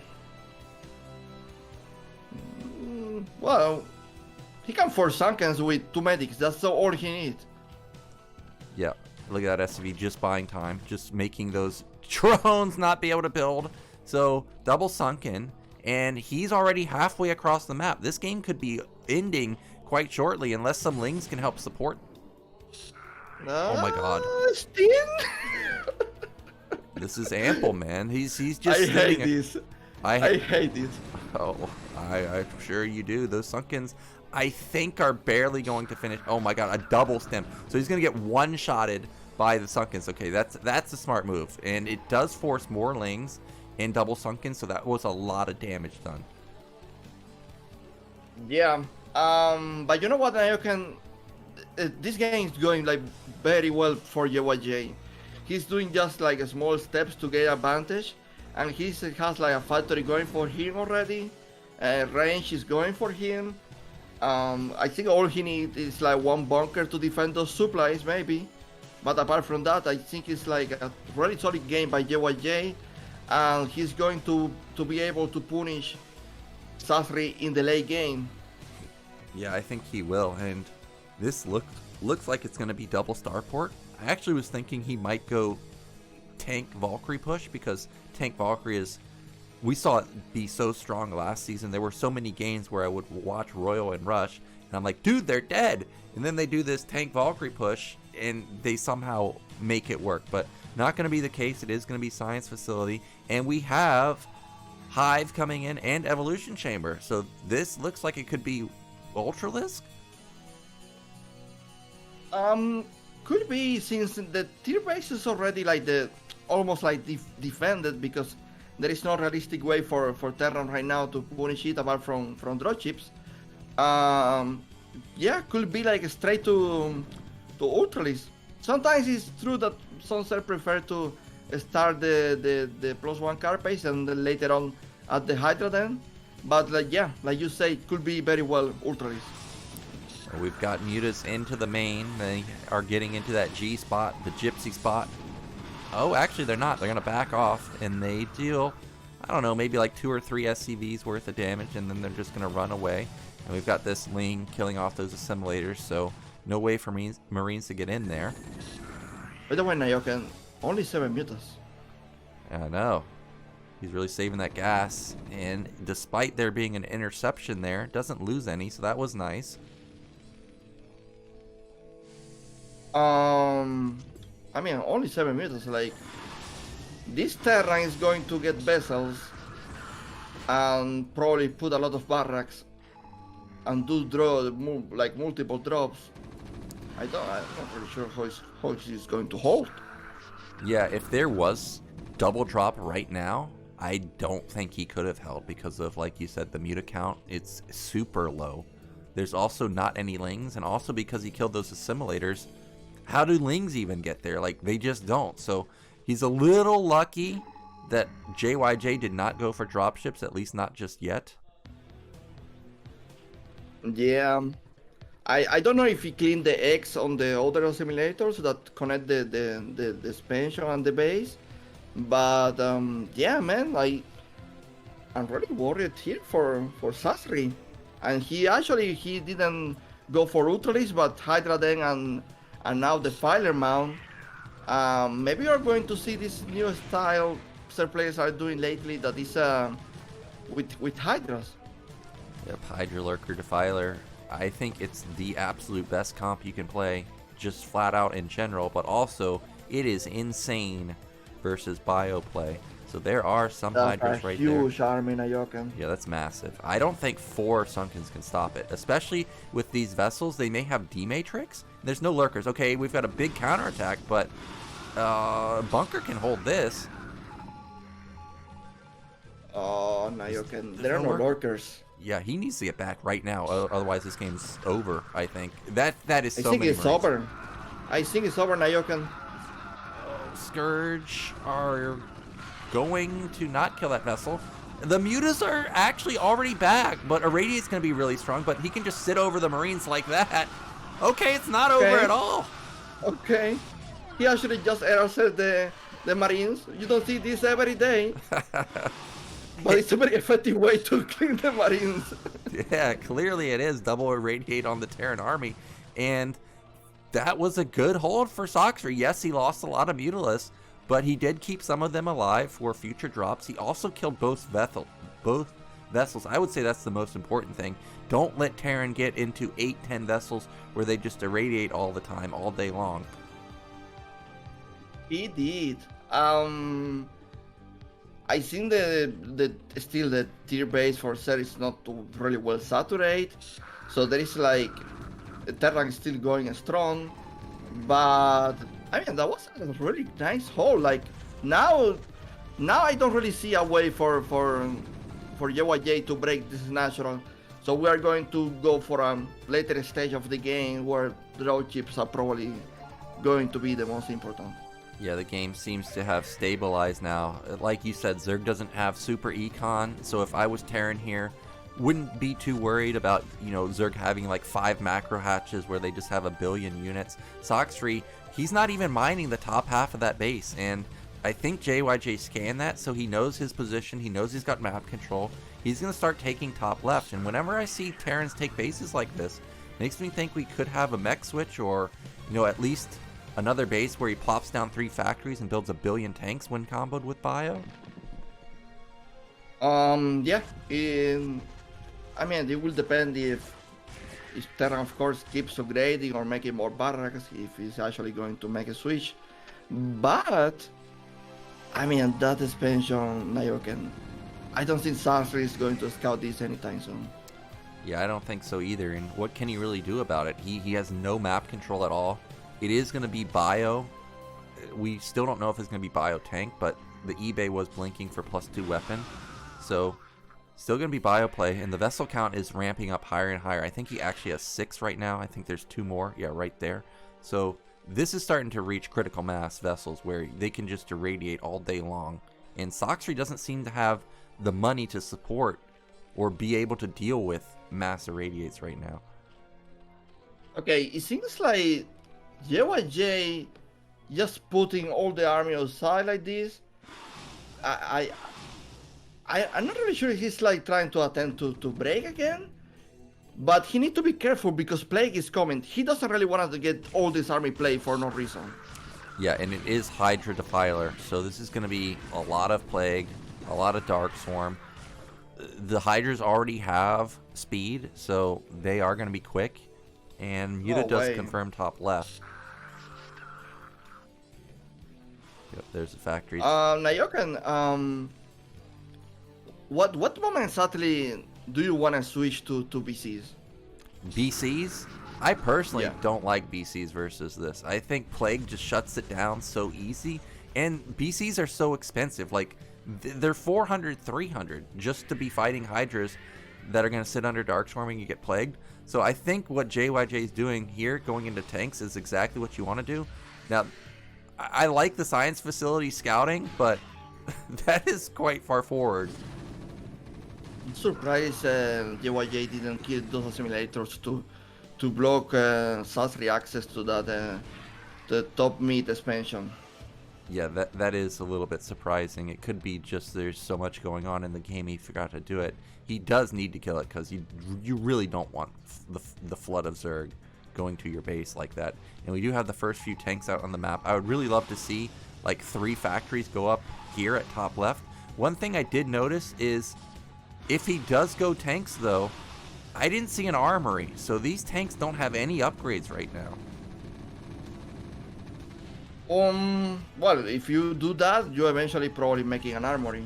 But Sacsri, I mean, he's holding, but I mean, like Terra is taking so many bases that if he's getting contained like this and these vessels keep irradiating the fighters or lurkers, important units, I think it's going to be very hard for him. But look at this, Sacsri actually sneaking an expansion.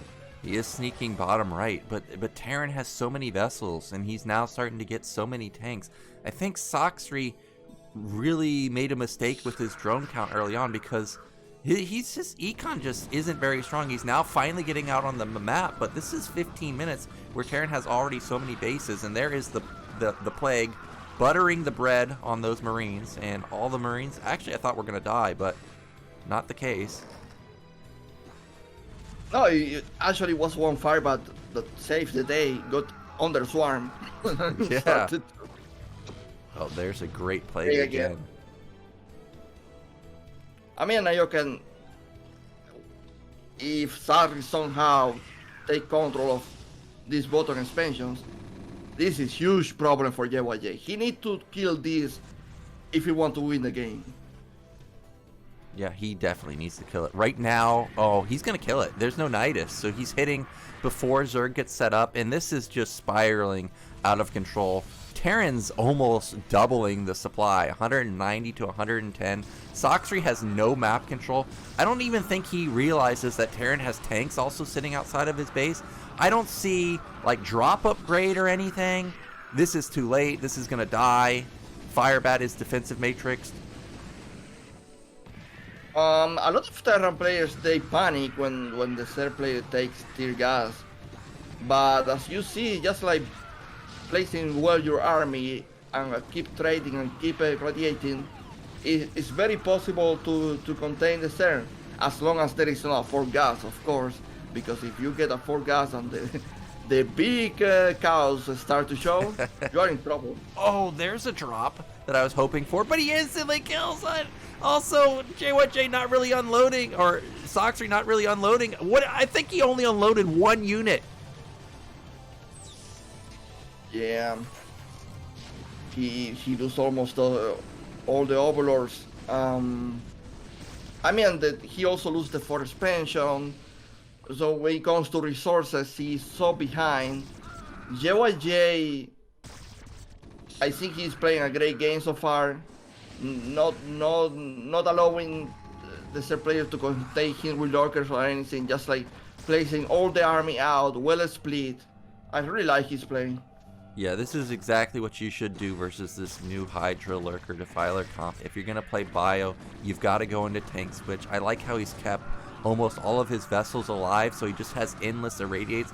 He's been scanning nonstop also, so there's never a moment where Zerg has critical mass Hydras or Lurkers or Defilers. He's just constantly killing stuff left and right. And now he's got 4 bases set up, so he just also has massive econ. Look at that, Eonzerg. Zerg's basically mined out. Yeah, Zerg is in troubles. Zerg is in many troubles. That is even getting to the point that if you are mined out like this, it doesn't really matter you take a 4 gas. It's going to be too late.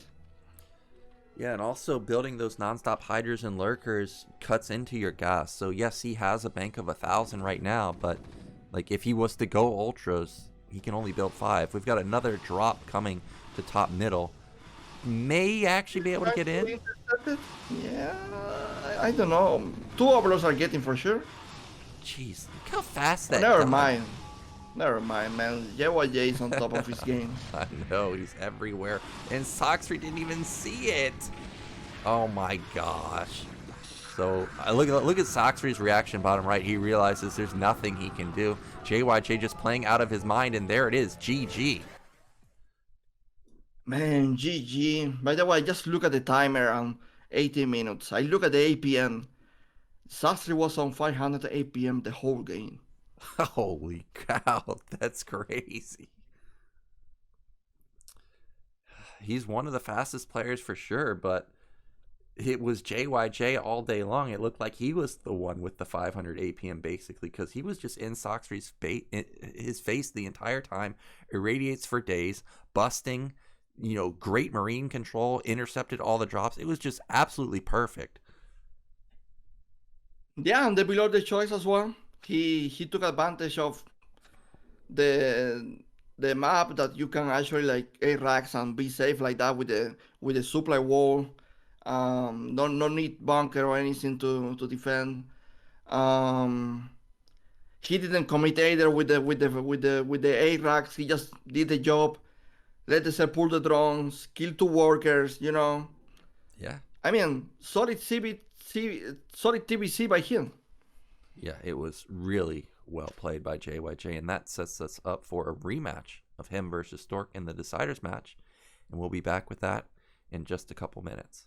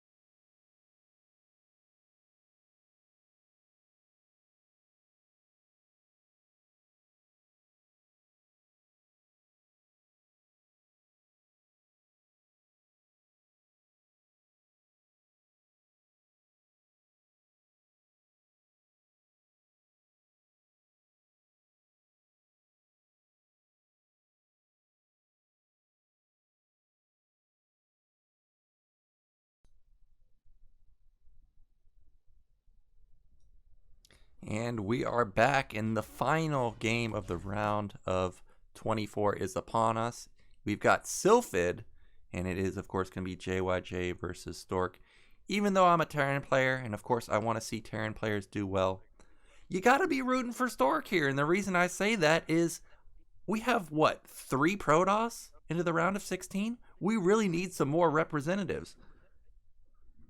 Oh, well, now you can talk for yourself. I'm not rooting for Stork. Hey, this is no beast. What are we talking about? Well, that just means you're going to have Terran versus Terran, man. You want to cast Terran versus Terran? I mean, you know what? No. I'm with JYJ here. If you want to support the Protoss as being a Terran, that's you. Okay, well, I guess I'm just speaking for myself then. Regardless, this is still going to be an exciting match. We saw JYJ take down Stork in Game 2. Now we've got a rematch here, this time on Sylphid. I think that this is a great map for both sides. Terran actually has surprisingly good statistics on here, and our players are ready. So let's get into it, find out who's going to be eliminated. It's going to be insane, man.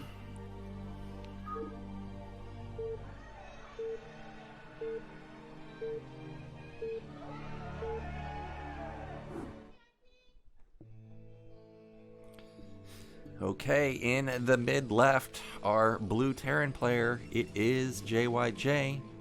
And in the top middle, it is Stork. Let me talk about JYJ here for a bit. I feel like that the one with the most pressure here is him. I don't think like anyone expecting like Stork to do super well, but there is like some expectations for JYJ. I mean, he already lose. There is a rematch. I mean, Stork with the 20 years experience, he has nothing to lose. He can just like play his game and use the experience. JYJ is going to be playing under pressure, I feel like. Yeah, and I can agree with that. I think Stork, he's already proved his worth in StarCraft. He doesn't necessarily have to prove anything. Yes, he streams and he plays Pro League, but he's not as active as he was in the past. Whereas if you load up JYJ's stream, he's playing in all the Pro Leagues. He's definitely more active than Stork. So definitely he's the one with the most pressure here, if he even feels pressure. We do have a 10 racks from JYJ. It's something I'm seeing more and more often these days from Terran players to help deal with that Zealot harassment. And Stork is going to get lucky here with the first scout, but it's still not going to be fast enough for a gas steal. And we do have a second pylon, so we're going to have some Zealot pressure. They are actually scouting each other first. Yep, first scout. And JYJ was setting up for go gasless, but now that the probe's in his base, he is just going to get a delayed gas, but it's actually still going to be okay because Stork has delayed his gas, and that probe has already gotten that SCV down to 20 health. That probe may actually kill it, and that would be really painful for JYJ. Oh, it's going to die. It is going to die, I think. Oh, he got a clutch repair. Oh, sick. Nyoken, why is Stork going for Nexus? Yeah, this does look like it's going to be like 3 Zealots, maybe Nexus, something like, maybe not 3 at first, but it is going to be Zealot. Oh, actually it's not. He now puts down his gas. I agreed. I thought it was going to be a Nexus follow-up. What is this? What is this build? I've never seen this. I guess he wanted to go for a couple Zealots, put pressure onto JYJ. Maybe he was also expecting it to be a gasless expand, which he was right about, but because he got the first scout off, it forced this delayed gas, and now he, of course, doesn't want to have Zealots only versus Fast Factory.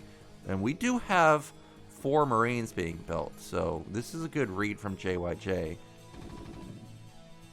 Yeah, good to wall as well. We've got Cybernetics about to finish. So this could be 3 Zealots. I didn't actually catch if Stork built another Zealot, but his supply looks like it could have just been 2. So we've got another depot coming up for JYJ. He's going to be building a Vulture to make sure he can actually get his command center up. think that those zealots need to turn around, man. Like, I don't see how this can do damage anymore. Oh man. Well, looks like now Nexus is finally coming for Stork. Looks like CC or Bunker is also coming for JYJ. Yep, Bunker coming down. He's playing this super safe. He's even pulled additional SCVs because he thinks like a third zealot could be coming. We know that's not the case though. But these zealots... Okay, actually the factory did not build a vulture. I'm surprised at that, seeing these zealots so far forward. But okay, the zealots are not going to get punished here. Okay, CC for Terran. Okay, it looks like game started kind of different, but we are like going to the same goal actually. Yeah, just a different way to get there for both sides. You got the 6 Marines pushing the Zealots back. Zealots at this point have realized, okay, this guy didn't go Vulture, so he just wants to get intel to see if, okay, is this like an FD? What is this? Because this is still 6 Marines. This is still a lot of DPS. By the way, Nyoken, what are the chances a Stork can do 2 bases carrier on this position? Very high. I don't think Stork even cares what map it is. I think that's just his bread and butter build. If he's going to go 2 base carrier, I would like to see him this time go Reaver with it, because that will shut down timings. And I think now that he's shown carriers in 2 games, I think it's likely that JYJ goes for a timing. Okay, second factory already in the way. Not armory. I mean, if JYJ goes for a timing, is this like, okay, timing goes for JYJ? Let me explain myself. What kind of timing? Like 3 factories, 5 factories? What is the timing? Yeah, when I say timing, I'm expecting something like a 5-fact timing or around that into like while the carriers are building. He could still go for a timing in the sense where we might have like a 3-tank Marine move out right now, but that's mostly what I meant. And this could be a strong attack from JYJ because he's already got so many Marines. He's got 2 factories, he's got 3 tanks, and right now Stork still only has 2 gates. He only has Observer. He actually has a lot of defense though because of those 2 zealots, and showing the 2 tanks, I think Stork already knows what's up. Man, that is, we almost scouted a Stork tier base.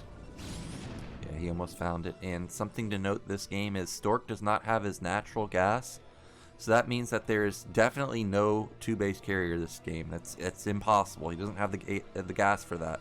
So 3rd base going up for him. Now all Stork really has to do here is make sure he does not take critical damage to this push. But actually, I guess JYJ's a little worried that his push got scouted too quickly, so he's going to be transitioning into an armory. Yeah, I was expecting the attack, but you know what? I don't see that many units to really like to be aggressive. Yeah, there's not that many units for both sides, really. 3 tanks, 2 vultures, 6 marines, versus a Protoss that already has almost 10 goons and 2 zealots. So I don't think that this is a smart attack if JYJ goes for it. So for now, what he's doing is he's just acting like he wants to attack, force Protoss to build units, and that's a great move. Make Protoss use resources they don't want to use. Also got a pylon. Yeah, I don't see this very often. Like, oh, the tank is exposed.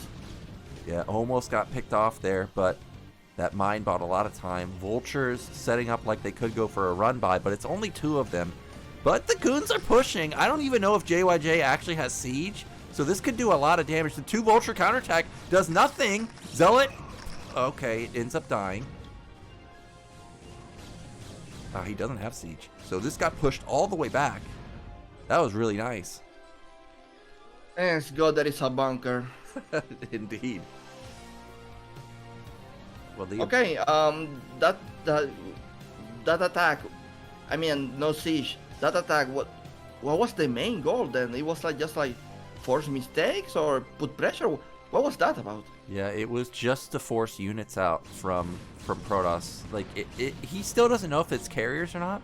So if Stork was going carriers, maybe you force a lot of goons out, and then he can't afford a second carrier or a third carrier or something like that. So I think that was a smart move from JYJ. But yeah, he lost a ton of ultras there. Also lost all of his map presence. So ends up not working out for him, and he does confirm the third base now. Yeah. The only good going for JYJ here is that he killed 2 pylons. Yep. He did get 2 pylons or 1 Almost pylon. 3. Oh, wow. Okay, so he did a decent amount of damage. And this time around, JYJ not messing around. We're not doing a 1-1 timing. This is going to be heavy upgrades. And Stork is now starting to put down his Stargates. But this is 3 bases. So this could be the triple Stargate that I was talking about. Yeah. Triple Stargate.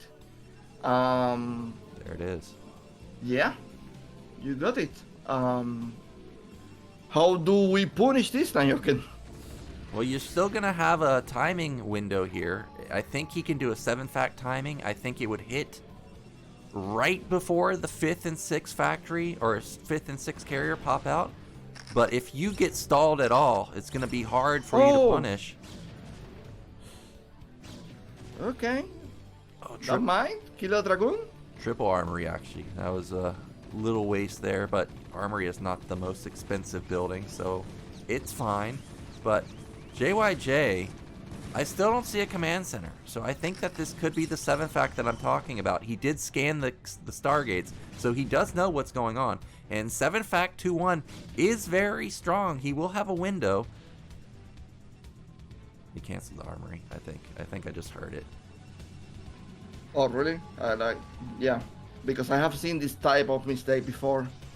So Flash doing stuff like that to exchange facilities, or it didn't end well. And that was clutch defense with the probes there, building a pylon wall at both sides. He ends up still getting about 5 workers, so still a decent amount of damage, and it is the 7th fact. So this is going to be an insanely strong push from JYJ, and that might actually connect it, so it softens up a decent amount of the Dragoons. Something I like about this game is that JYJ didn't really waste gas on draw chips. Like, he's using everything this time just to make his army. Oh yeah, you can't waste anything when you're doing a build like this, also especially when you're facing carriers. And as we say that, there's the dropship, man. Are you kidding me? It's the caster curse. You'll learn eventually, Eonzerg, no matter what you say, it's always going to be wrong, and that dropship is going to go into mid-right, and because there's a pylon wall there, this could... Oh, never mind, cannon's already set up, so this shouldn't do any damage at all. JYJ trying to fight. I'm so confused because Terran army is not looking so big at all. But there are no carriers, so if you want to do damage with that army, it's now or never. Yeah, first carriers are coming out, so there's just 2. +2 weapon for Terran is going to start kicking in about 13 minutes. So he's going to have a huge window where there's only going to be 2 carriers. Even if there are more than that, half of them are not going to have interceptors. We've got a 30 supply lead for Stork, but you got to remember, right now there's about 30 supply in carriers that just aren't useful. So this is basically even supply, and generally Terrans win engagements like this. Yeah, it's a massive army. It's a massive army that I don't think like it's going to be so easy to deal with. It's all about micro now and control and late siege. I think actually JYJ has already done it. There's no speed on these Zealots. It's just a forced engagement here. Look at how fast the Zealots die when they don't have speed. The carriers come, but look at that. That one's going to instantly die, and Stork just gets obliterated. Oh my god. And what just happened? You know what I love? Remember how Stork counterattacked versus Light all game long? Look at what JYJ has done. He's learned from that. He has tons of mines set up right there in case there's a counterattack. He also has tons of mines to the bottom side of the map in case there's a counterattack. And that forces Stork to just actually fight him. Like, he can't avoid the army. Now, Terran's at the natural, soon to be the mineral only. Oh my god. Stork, man. I mean, he had something going on for him. Now all the army is gone. Not even enough carriers anymore. It's not looking good. Yeah, losing that one carrier does hurt. He is going to get up to 5 pretty soon, though, and there's that power spike that I was talking about. Mid-right is dead. Luckily for Stork, he has another base, but he's going to also lose all these probes. And behind this, JYJ, he's probably going to double expand. His third command center already coming up. DT man. Ooh. You are right. JYJ is not expanded yet. He's still on 2 bases. Yeah, this is what you do when you're 7-facting. You just have to pump out a ton of units. And actually, that's a lot of Zealots and Dragoons. I don't know if this is possibly a mistake, but Stork's still not engaging here. He's not willing to risk it. So the Natural's going to die. You need to be careful because those mines and Zealots are so dangerous. You're telling me, man. Everybody knows those DTs are just so crazy. Now we're going to have a Zealot carrier combo. There's not that many vultures, so the Zealots are going to do quite well here, but Protoss lost so many probes that I still think he's taken too much damage. A carrier, oh, actually does not get focused down. That DT is dealing a lot of damage, and Protoss out of nowhere has 6 carriers now. Oh my god. And the Goliaths are coming, but you know, the Terran army is well upgraded. These Goliaths are different. Yeah, they do hit different. A carrier falls. Another carrier might fall. It's so close to getting taken down. Meanwhile, the tanks at mid-right killed that Nexus also. Stork, I think if he could have saved one of these bases, he may have been okay. But now he has no money, and the carrier count has been reset down to 4. Many workers down. Almost not units. Yeah. Wow. JYJ is expanded, by the way. His eco is still kicking for him. Healthy gas. I mean, I'm going to be surprised now if we lose this game. Yeah, this is unlosable. Look how many Goliaths there are. Terran is up 50 supply.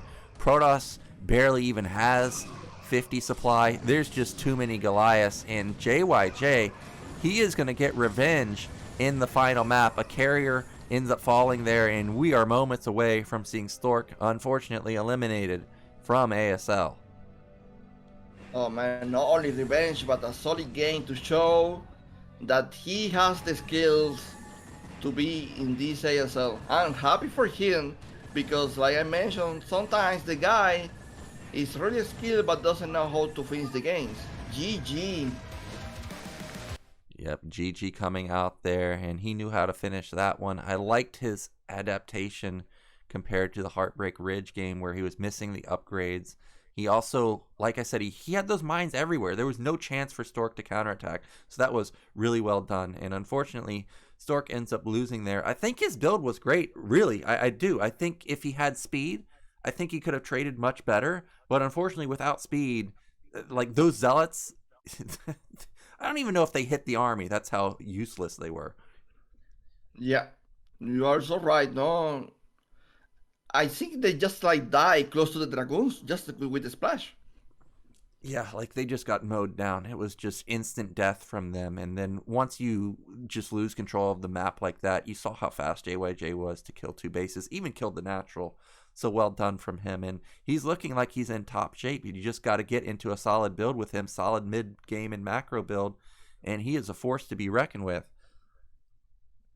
By the way, props to JYJ for... I saw what the one draw chip that he didn't really waste it on the cannons. He actually like wait the moment to use it in a most effective way. So, yeah, overall solid game by JYJ. Yeah, and your comment about the dropship is so true. Oftentimes, you build a drop and you're like, oh man, it's defended, but I built this drop, I gotta do something with it, right?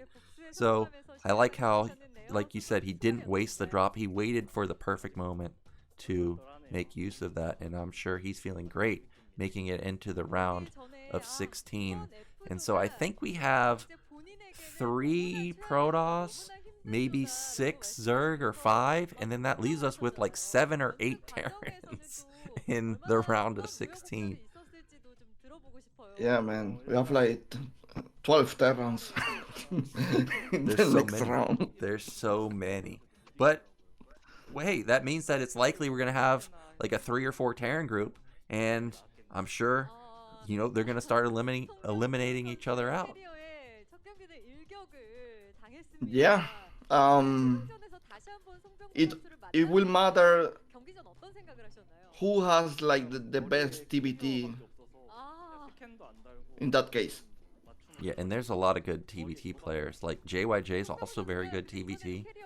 As I stated in the opening, I think one of the past few seasons, even though Light is probably the best Terran these days, he ended up getting crushed by Royal. I also think he got crushed by Rush. So there's a chance that our previous ASL champion will again knock out Light, or at least give him a loss. And then Rush also super strong. Who else from the Terran? We've got Sock. Oh my god, Sock is amazing TBT. We've got... Who else? I feel like I'm missing... I have to be missing somebody.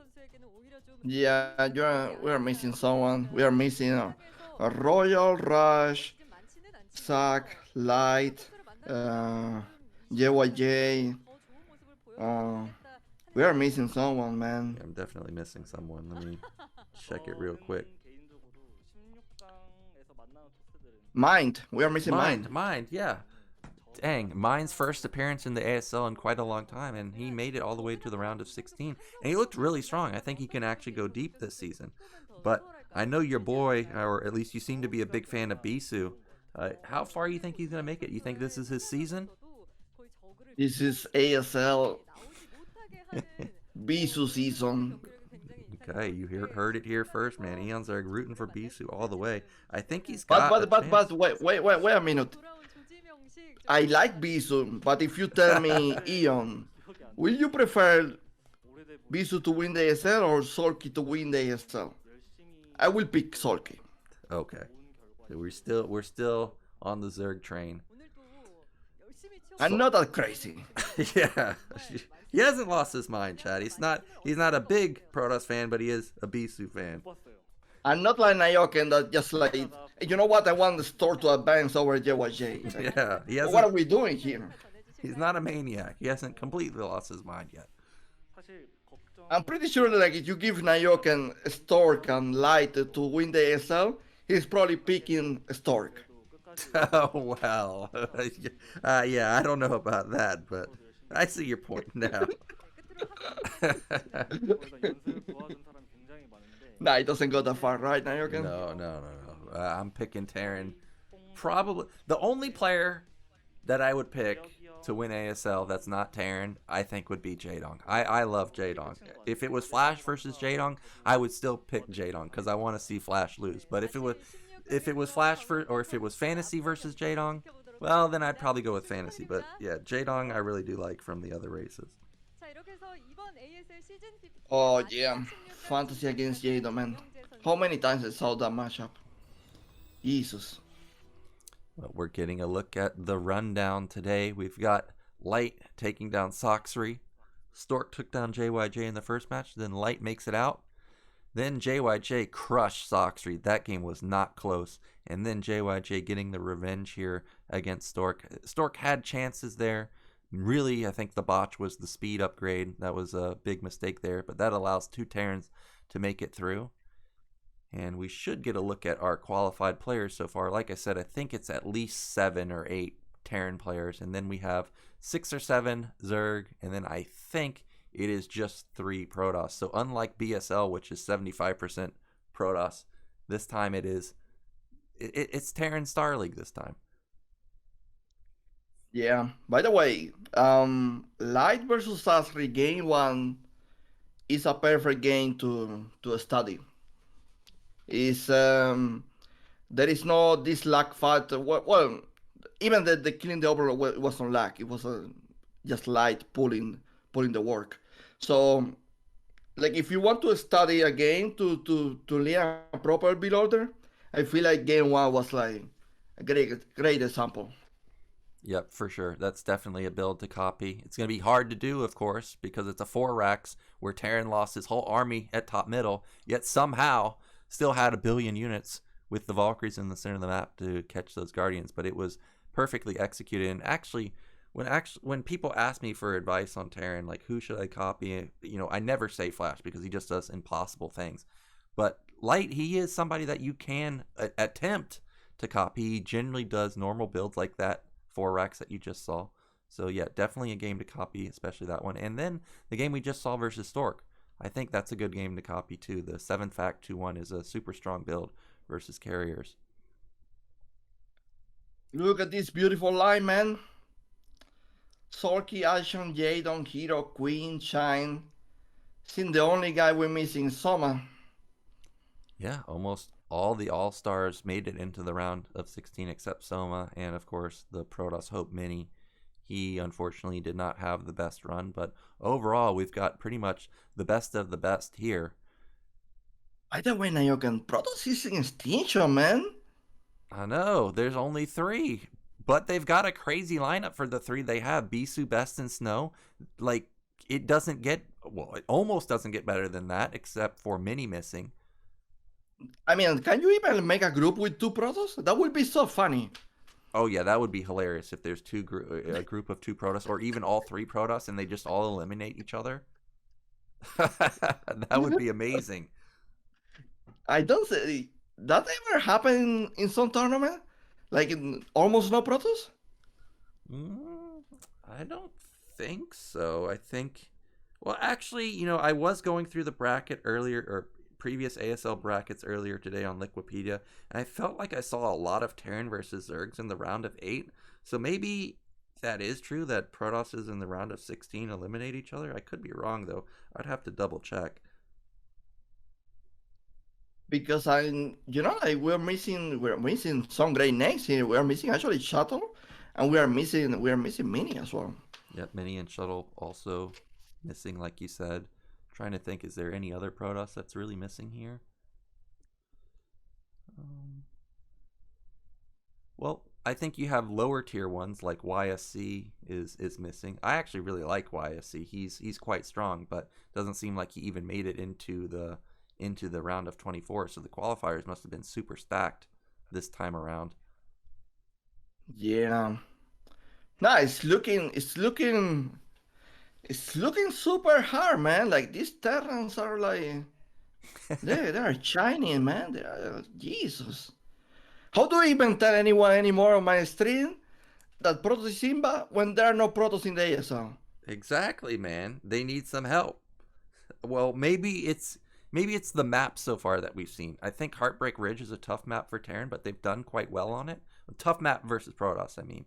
But maybe once they can't start vetoing, 7-6 all the time, and we can actually get some games on there, that might be ways that Zergs or Protosses can start eliminating some of the Terrans. We also haven't even seen Retro that much. Like almost every single game we saw so far was Dark Origin. Just now, we got like the second Nemesis game of the tournament, and that's it. Yeah, we also saw 7-6, but that was on one case. Yeah, only one, and that was a weird one. Bishop all-inning with the 2 racks in the shuttle. Well, this is if Biso win this, because usually Biso is not that great in PPT, people say. If Biso win the season, that will be so crazy. Oh yeah, for sure. Bisu's great, obviously. There's no doubt in his talent, but for a long time, I think his worst matchup, like you said, was Protoss versus Terran. When you think of Bisu, you think of Protoss versus Zerg, killer. Protoss versus Protoss, expert also with the Reaver control. But sometimes he does lack in PvT. So if he was to win, this would be an amazing feat for him. And it looks like our caster are giving us the signal that today is over. Thank you guys so much for watching. That's it for the round of 24. I think there's going to be a break. So we'll be back in about maybe 10 days or so with our round of 16. See you guys. Bye-bye.